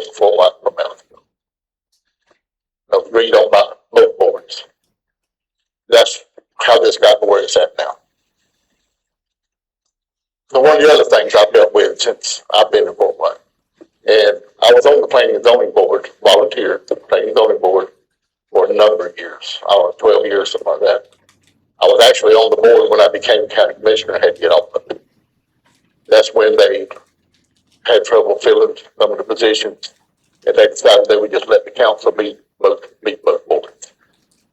So one of the things we dealt with in Fort White for my lifetime, basically, is a good grocery store. At one time, we had G&H, where the Chevron station is. They sold a little bit of groceries, but not a whole lot. And, one of the problems we had with everybody that talked about coming to Fort White with a grocery store, can't make it happen with a septic tank. Can't make it happen. Takes too much land, takes too much, can't make it happen. We don't have enough parcel size in Fort White for it. So that's why we started working on trying to get sewer in Fort White, to improve the lives of the people living in this community, in this town, and around Fort White, so they can have the same accommodation, restaurants, grocery stores, stuff like that. Question I got asked repeatedly: how can Brantford have a grocery store? We can't have a grocery store. How can Brantford have a restaurant? We don't have a restaurant. How can they got a McDonald's in Brantford? They got this. How come we can't have that? The answer was always sewer. That's the problem. That's why we got to where we're at. Now, I initiated and started working on the grant with DEP to get sewer in Fort White. Went over to Greg Bailey. He used to have Mr. White is dead now, he got cancer, but Mr. White was very good at what he done. I made several trips to Tallahassee, meeting with DEP. We finally got funding. Shortly after we got the funding approved, Mr. White passed away. But we've still been working on it the whole time. Lonnie, you were right. I didn't want to get up and make a big scene at the meeting. Obviously, the gentleman that got up and spoke to you was upset. But bottom line is, he didn't know what he was talking about. The original agreement was Fort White and the town and Columbia County would form a utility authority between the two. And we would co-own the utility, working the utility with the utility authority. The utility authority would start in the town, put sewer in the town, and then it would go to Three Rivers, back around, take in East Southern Springs State Park, and come back up 27, make a loop back in Fort White. That was the plan approved by DEP. People's feelings get hurt, things happen. The council from Fort White decides we don't need the county, we don't want to deal with the county, we're going to do it on our own. That's when the plan moved to build the plant on Fort White property. That's when it got moved right then. The original plan was to look at trying to purchase the property that Lock Cattle Phosphate has by your daddy's property, your property down. That was the original plan, so we'd have plenty of room for expansion, plenty of room for spray fields. That was the big plan. When Fort White decided they didn't want to go with the county anymore, and they were going to go on their own, that's when the plan got moved, downsized, and scaled down. So, you know, I've been in this from the beginning. Helped initiate it, and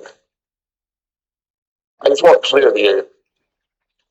I've dealt with the water for years. You will never convince me you're going to get quality water from the wells in Fort White. You're not going to convince me of that. You can show me all the studies. I've seen it for over 25 years, working with those wells, doing this, doing that, putting charcoal system in. Nothing has changed. Talk to people in Fort White, and they'll tell you. They got black reeds running the toilet. They fill the bathtub up. They got water that looks like tea in a white bathtub. I've dealt with it. My kids used to refuse to take the bath in our bathtub because it looked like tea. I had to drill a well. I was in the well drilling business. I drilled a well so my kids would take a bath in our bathtub. That's how bad it was. And Truett George, God bless him, he was a good mayor. I don't have any complaints with him. But he would not try to change the water. He would not do it. I talked to him, I tried to talk to him. He would not. This thing is, we got plenty of water, we got good water, it makes the requirement. Even though there's not mud sometimes, it passes the test. But anyway, what I'm telling you is, Fort White needs to get with the utility authority. Let's get back on track. Let's get the sewer in Fort White, let's get the good water in Fort White, and let's move forward as a team. As a team, we can do that. But people's got to get over the obsession of, I'm not gonna work with this, I'm not gonna work with that, my feelings got hurt. My feelings get hurt every day, but I have my eye on the ball. I'm trying to get to my goal. Feelings don't have anything to do with it. I've got a goal. Everybody should have a goal. And that's what they should be achieving, is that goal. Plans might change here a little bit one way or the other along the way, but at the end of the day, keep your eye on the ball. That's where you try to get it. And my suggestion to the town and to the county, y'all heard me up there arguing my point with the other county commission.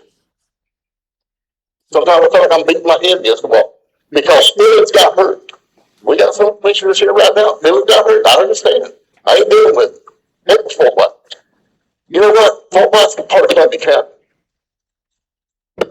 And Mr. Dupree got up here a while ago. He said, well, what do you think the people in Deep Creek, they don't want to pay for sewer in Fort White? Well, you know what? They're paying for sewer in Ellisville. Everything the county funds in Ellisville, the whole county's funding it. Fort White's funding it. Your taxes are paying for sewer in Ellisville right now. Deep Creek's taxes are paying for sewer in Ellisville right now. That's not an argument. The county tries to work for the whole county, and that's what taxes are. You know, Fort White taxes aren't just being Fort White. Deep Creek's taxes are not just being Deep Creek. That's the most ludicrous argument I heard ever made just now up there. About people in Deep Creek don't want to pay for sewer in Fort White. It's a county project. You live in Columbia County. Fort White is Columbia County residents. Let's move forward. As partners. There's no reason why the county and Fort White cannot be partners and work together. And that's what we need to do. We need to unify. You're a lot stronger as a team than you are individually. So let's move forward. Let's join the team. Let's get together. Let's get over these differences and these petty arguments and move forward. That's all I have to say. That's a lot, thank you. All right, Brad Dix.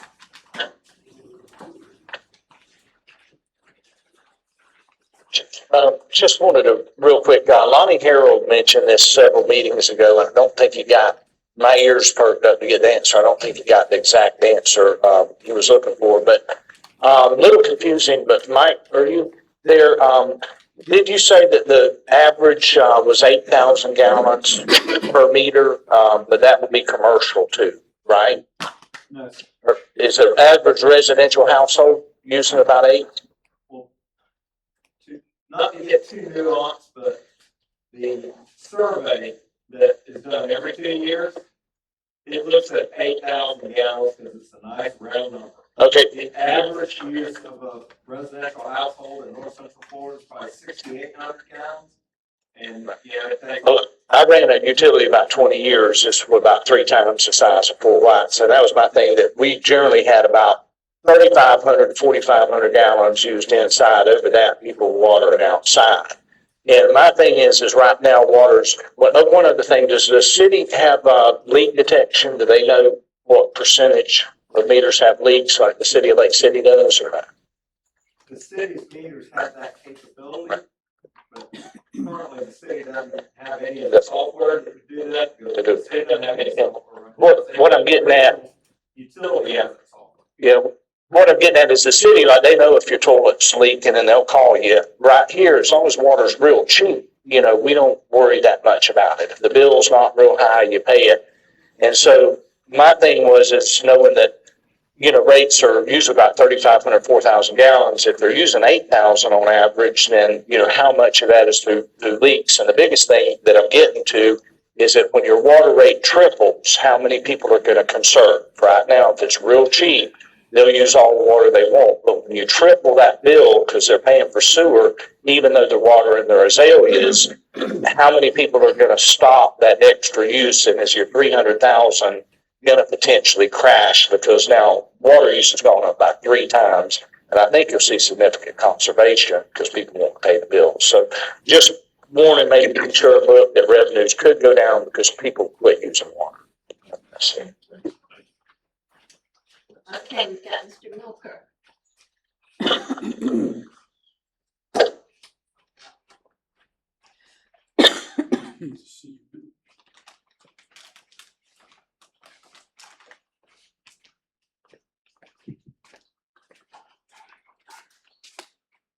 Thank you, brother. You got this back right now. Just talk loud for it. Yes, it's real technology. Thank you very much, Madam Chair. Just got a couple of things. I'm looking at tonight's agenda. The agenda tonight was for Mike Newell of Woodland Current to make a presentation about their findings and about what they found could happen with Fort White Utilities. I believe that was the purpose of the meeting. And then number 2 was the utilities overview from 2025 and requested by Mayor Thomas. Now, I got the numbers that he put up there. I was just wondering, because there were some questions about that. Are those numbers, were they audited by anybody? Once again, we get a PowerPoint put on the wall with not even a date. That's problematic with the hospital authority, with the county over time, with other agencies over time, that they have documents with no dates. So you have the mayor showing up here with a PowerPoint. I looked 3 times, and if there's a date there, I apologize, I missed it. With no date on it from last year. And what I'd like to know, is that audited? Were those numbers that were audited? Or everybody's just sitting here talking about a bunch of numbers that nobody even knows where they came from? That's a question. Were the numbers audited? Yeah. I mean, okay. Audited by who? I have a tracking question. Nobody knows where those numbers came from. The numbers just showed up. There's no data on it. People are asking questions about stuff that they really don't even know where the stuff came from. That's just ridiculous. I said where they came from, Clay. Please don't interrupt me. I interrupt you. The numbers on the slides. When the DOT was doing the M course, and you might remember that ridiculous project. It took me 3 months to get the engineers at M course to put numbers on the slides for the presentations. But the mayor didn't have numbers on the slides. I don't know if Mike knew had numbers on the slides. And you need to have numbers on the slides. And I look around this room, and I see experts in this room. I see it. Septic system expert, he was there, certainly about my septic system expert, the ABC supplier. Became part of my septic field. He's an expert. And I see Mike Newell doing whatever he's doing. He's an expert in utilities, in utility engineering. And I see these guys from Food and Garden. They're, I guess, experts at corralling people to do stuff and selling food and getting lights that they probably have no right to, that kind of thing. They're experts in some sort of field. I see Dale Williams, he's an expert. There's a lot of things. He's formerly known as Mr. Columbia County. But there are some experts in this room. But then we get the North Florida Water Utility Authority, because we were here tonight, and the reason I came, and I'm really sorry I'm a few minutes late, was to hear Mike Newell's presentation on what he had to say to the city. And then we had the North Florida Utility Authority. No disrespect, Rocky. You guys come in here and hijack the meeting. I guess, 3 minutes, I'm not going to be much more than I am now. Is 3 minutes? I'm gonna look at my report now and see how much time it took to try to sell you guys a separate utility, deal than Mike Blue had that you guys paid $35,000 for. And that's just wrong. And I'll tell you one other thing too, which I know. And Rocky Branch, if people ask, why does Branford have a supermarket and other things? Well, I will tell you, with those clowns that run Swan County, and they just lost a payroll of about $2.5 million, that all those people living around Branford called Swan Ironworks, they're all gone now. Pretty soon Branford may not have a supermarket, a restaurant, or other thriving businesses because of what the Swan County Commission did over there. So that's not really fair. Whatever Columbia County and Fort White build is your future right now. It's nothing to do with Branford, which is in a lot of trouble because they just lost a lot of money. So I'm trying to figure out why we're here tonight. There's no time limits. Everybody just gets up and says whatever they want. So Mr. Dupree came and got smart. He jumped up to the microphone and said what he had to say. He said, I mean, that shouldn't even be running for county commissioner. This is the way you guys do business. And then everybody just gets up here and does their own song and dance. Isn't that right, Mr. Krause? That's basically what he said. But maybe you should listen to Mr. Dupree. This is not his first rodeo. And asking is, what is it you guys are doing to have a guy that wants to run for county commissioner this year to say, well, maybe I shouldn't run? Because of what you guys are doing. Because you can't even stick to a meeting agenda. You have people come up here and hijack. You know, not for nothing.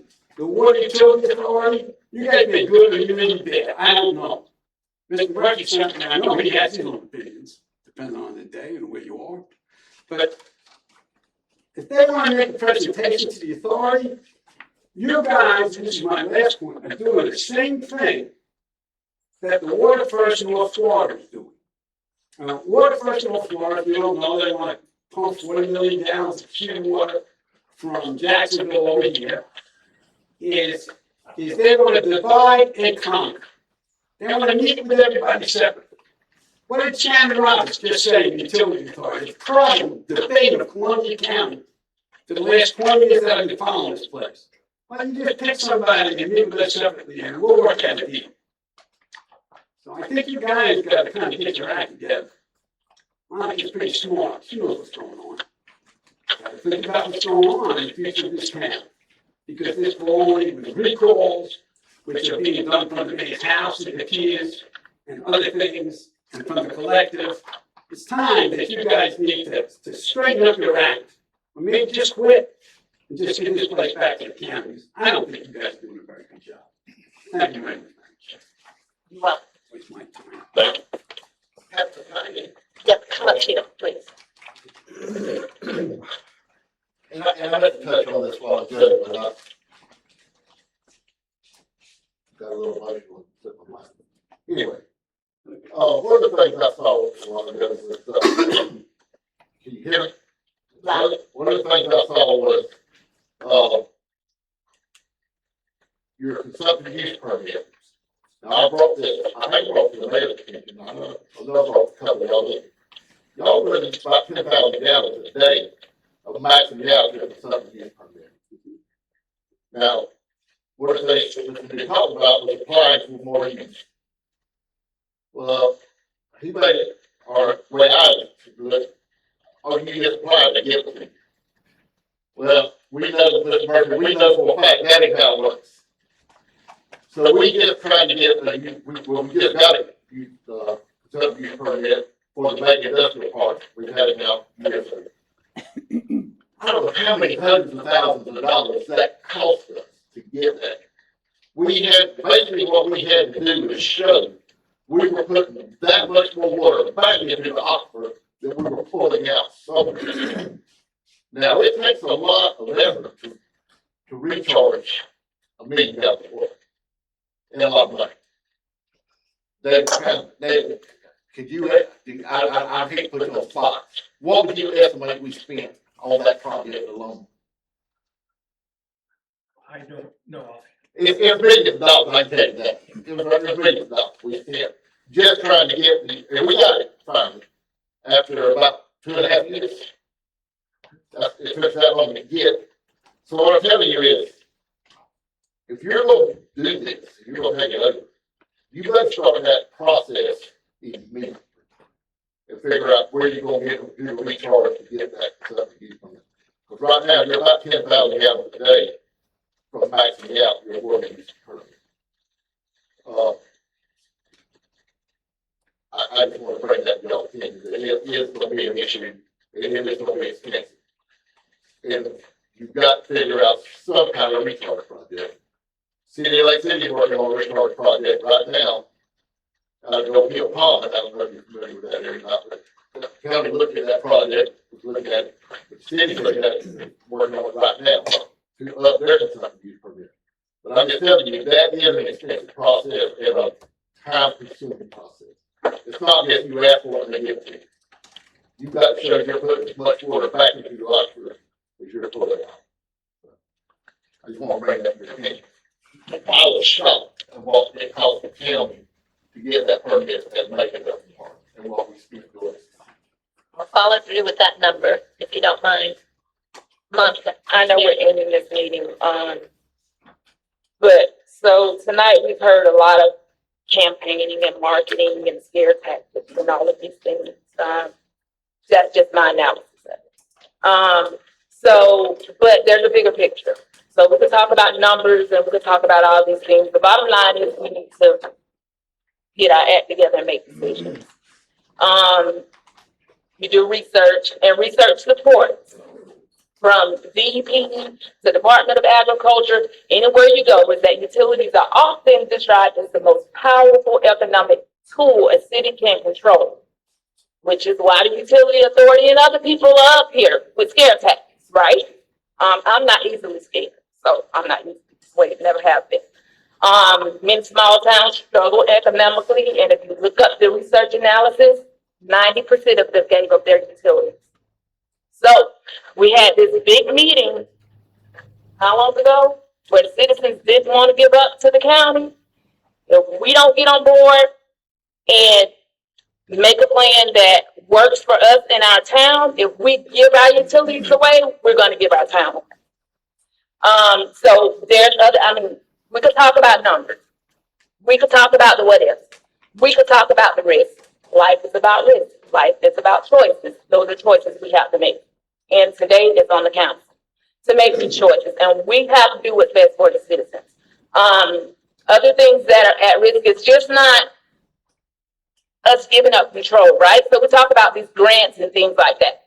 We're going to lose control of what development occurs, land and annexes into the city, which government receives the most taxes, access to federal infrastructure grants and things that we won't be able to directly apply for if we give up control of our utilities. My bottom line is if we completely give up control to our utilities, we just gave up control to our time. That's where I stand at on it. We could listen to all these other marketing and scare tactics and all this. I think we need to come to a common ground and find something that works for the citizens, whether that's working with the utility authority or whoever. I think it has to benefit the cities in the town of the citizens in the town of Fort White fairly for us to maintain control of our town. We just can't give it up. That's why I stand on it. I'm confused of who's giving it up. So that's what we're deciding tonight. The special meeting, so we should decide whether we are giving up our utilities. We're going to work with the utility authority. We need to come to a decision because these special meetings just to find out where we stand and for somebody to argue about these numbers and that numbers, we're getting nowhere. So we need to decide if we're giving up the utilities, control of the utilities, or are we going to work with control until we need to vote on, well, we've already voted on the ordinance and all those things for the mandatory hookup. But I think where we are, and correct me if I'm wrong, is that we need to make a decision on how we're going to operate these utilities. Am I correct? And that's why we're here. Okay, so that's what I was telling you. So whether we're giving it up or we're keeping it. I'll make a motion to adjourn for about 5 minutes and then come back to the special meeting, which allows the vote. Marty, just to be clear, I'm not asking you to give up. I'm asking you to work with you. I'm not asking you to give up control of you. I'm asking you to work. The second? Yes. I was just gonna ask, and I think Rocky clarified, but when you say give up, what do you mean by give up? So control? if we give up, so if we allow anybody else to operate our utilities, if it's not in our favor, that's giving up control of our utilities. I don't, maybe I'm not the smartest cookie in the jar, but if you give up a portion of, control of your utilities, or let's just say, if we were to take that proposal, that ridiculous proposal from the North Florida Utility Authority, none of that is in our favor. So you may as well be giving up the water source. We can't operate the wastewater without the water. So you just gave up that percentage. So am I saying that should we not work with the utility? I'm just saying it has to be in our favor in order for us to control autonomy of our town, if that makes sense. Yes. So I'm gonna call it cat a cat and dog a dog. But to give up control of something, sign it over to them. Anything that we're talking about doing, whether it be with the utility authority or contracting it out or the town doing it in-house, we still have control of all of that. And, you know, we could contract a portion of it out and do part of it in-house. So, I mean, there's three options, but all three of those options, we retain control. It would all be through an agreement with either the utility authority or a contractor, or we would handle it in-house and hire the staff and buy the program to bill and buy the equipment to do the meter reading. But I mean, in all three of those scenarios, in my opinion, if we retain control by negotiating an agreement and remaining the owner, and then, you know, we negotiate an agreement that is, as you said, beneficial to the residents of this town. And that is a scenario, but there's also another scenario where you don't have control. And from the research that I did, that there's a percentage of so for certain grants, like for infrastructure grants and things like that, if we do not operate our utilities, we can't go for those grants. So even though we own it, we cannot go for grants and things because we don't operate it. So maybe I should say giving up the operation and not the asset. Period. If we give up the operations, that's just the same as giving it up. The whole grant you have now, we're given on the understanding of a joint venture with you. And I understand that, and that's back then, and I don't care to keep addressing that over and over. I do understand that, but I'm saying moving forward, these are possibly things that could be affected. I'm not saying they're going to, but I'm just saying the what ifs. We're talking about what ifs and risk and all of these things. It's a possibility. But you have the ability. You have the ability to apply for grants as a utility authority. And you have the ability. But we have to depend. If we give up operations of our utilities, the operations part, not the asset, we cannot go directly and get grants for it. We have to depend on the county or whoever takes it. Exactly. No, we cannot. I talked to DEP. We cannot. If we give up operations, the grants have to be applied through the operating company for the infrastructure or anything for that asset. Whoever is operating it, the grant has to be applied. The city can come to you all and say, hey, we want this grant or whatever, but you all have to apply for it as the operations person for that structure. Now, that's what I was told. You might be right. Yes. I'm not saying you're wrong. I haven't asked that question. And from my understanding, several grants, talking to grant writers and things, if we don't have control of operations of our utilities, a lot of granting can be affected. Go ahead. And to Councilwoman Merritt's point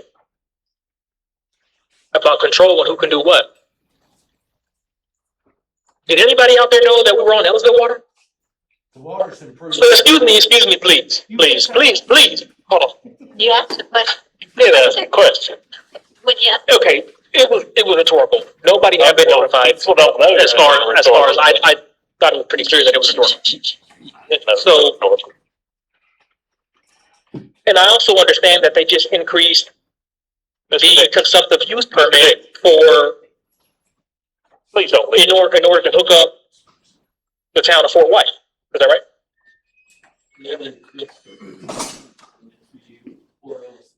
There was no increase, okay, but that's just an example of where we have our own utility and we don't even know what may or may not be going on with it. What if we don't want to increase our constructive use permit because the residents tell us, hey, we don't want this next big business to come in? You know, and they're gonna draw a certain capacity of gators. That is, the utilities is the main way to control the growth and the direction of the town heads. So, okay, you can talk about, you know, fear monger with the numbers, but at the end of the day, from what I got at the last workshop, was that the residents want this council to do everything in its power to remain autonomous.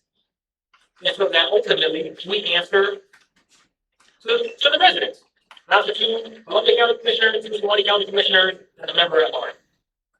And that was what I got from the workshop. So. Yes. Yes. So, Mr. Newton? Yes. Since you're consultant, If you don't mind. since you're our consultant, Yes, sir. I have a question of you, based on your knowledge and experience in the business, as a former city manager and consultant.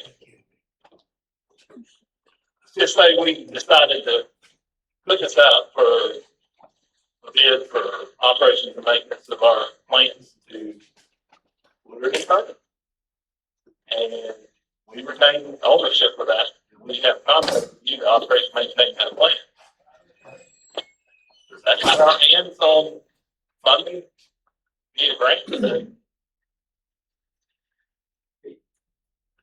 It does. I would say that if you transfer your utilities, and if, of all the recommendations I've made tonight, I would say don't transfer your utilities away. I also have heard anyone suggest that they want your utilities, but do not transfer your utilities away without great consultation. Matter of fact, I think you have a charter that says that you have to get a referendum approved to transfer those. That's pretty forward thinking. I've seen that happen a lot in the last 20 years, but there are a lot of utilities that got out of the utility business. A lot of cities got out of the utility business. I regret it off the top of my head, Vanilla, all they're down. As they are currently losing everything. All the services they used to provide. Keep Up Nights is another one that got out of the utility business and they regret it. I would say they're doing a pretty terrific job of finding a good niche without the utility business. They have a great partnership with the county operates it. But you can retain control as much as you want. Typically, an O&M contract, there are planning sections prior to budget where you sit down with your operator and say, hey, can y'all give us a heads up on anything that you're aware that needs to be done? There's also usually a development of the CIP, your 5-year capital improvement plan.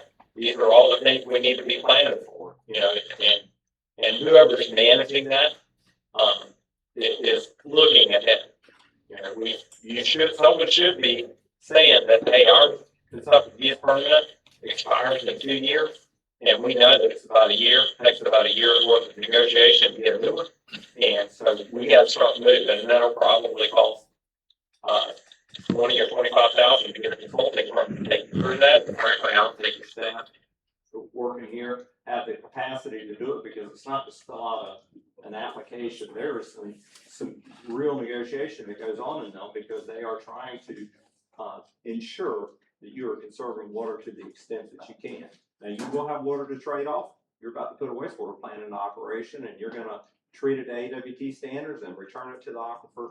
So you do have that in your benefit, but a relationship with a contract operator, whether it's twofold, Woodard, Kern, or any of the other half dozen in the state that do it, you will retain control. But I will say it is up to this town council because you're a small local government. It will be up to the town council to ensure that that communication happens frequently. And that I think you are teed up to have a well-run utility here with as small as Fort White is, and with the staff that you have, if the commission is open to learning, and if they're engaged in the utility operations, from 10,000 foot, not day to day, 10,000 foot, making those decisions, saying, I want to see the budget every year, I want to see the rate impact every year, I want to see our CIP, what are we doing? I think that if you're that engaged in it, you'll have an extremely well-run utility. Yes, sir. So specifically, my question is, you've complimented us on our utilities, the water system. We're going to have a new, with no debt. We've done that through grants.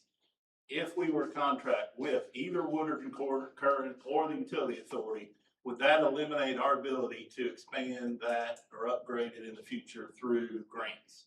No, sir. Actually, I think what I know about Woodard and Curran's O&M side, it's not my side, and I don't sell that service necessarily, but it probably opens you up to more because our operations staff are more in tune with our fiscal team that goes out and finds us. And I probably didn't mention to you, but one of the cities that we're working with that just took bids on a wastewater plant, they reported, I was in the audience and heard it, they reported that they had 33 funding sources for wastewater plant expansion.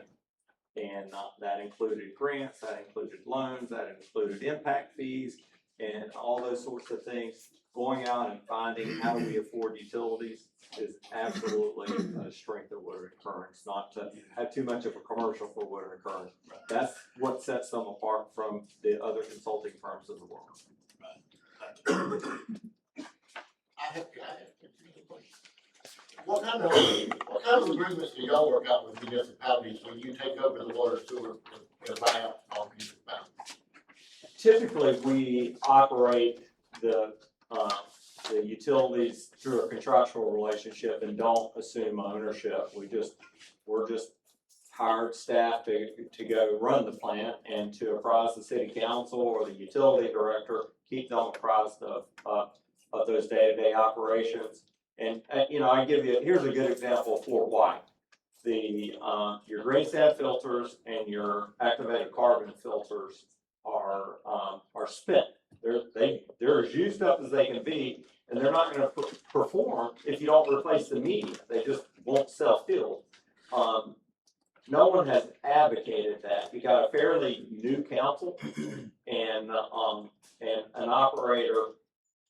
Somebody should be ringing the alarm, especially during the budget process, that, hey, we've got to start figuring out a way that we're going to do these sorts of things because, professionals have opinions. I absolutely believe that the $100,000 you would invest in getting the green sand filter media replaced and new granular activated carbon is a far better investment for the Fort White water plant than a $7 million water main to another water plant where the water's going to be 4 days old when it gets to you. That's just a professional opinion, but that's the type of analysis that I think a utility director and a good consulting firm is doing for you to go through all of the different alternatives and selecting the one that makes the most sense. Or actually, we give you the alternatives. You select the one that makes the most sense for you and your resident.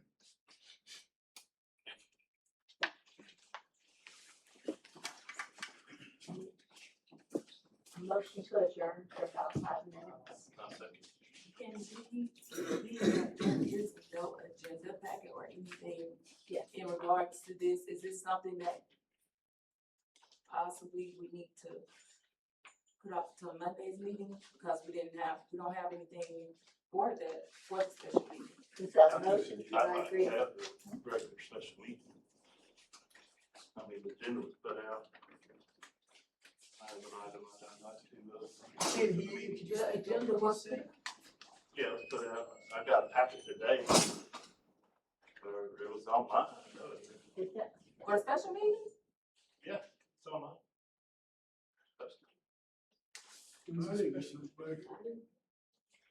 So can this be put on the agenda for Monday's meeting? So people can go home and there's no material, people can It's up to the council. organize their thoughts, Madam Chair? So does someone have a motion?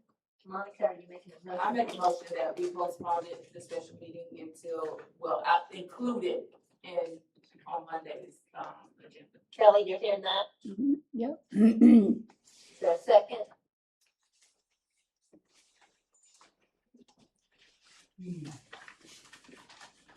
I'll second. All those in favor say aye. Aye. Opposed? So we're done.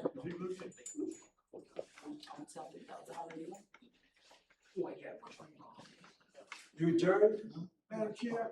Yeah, we're adjourned.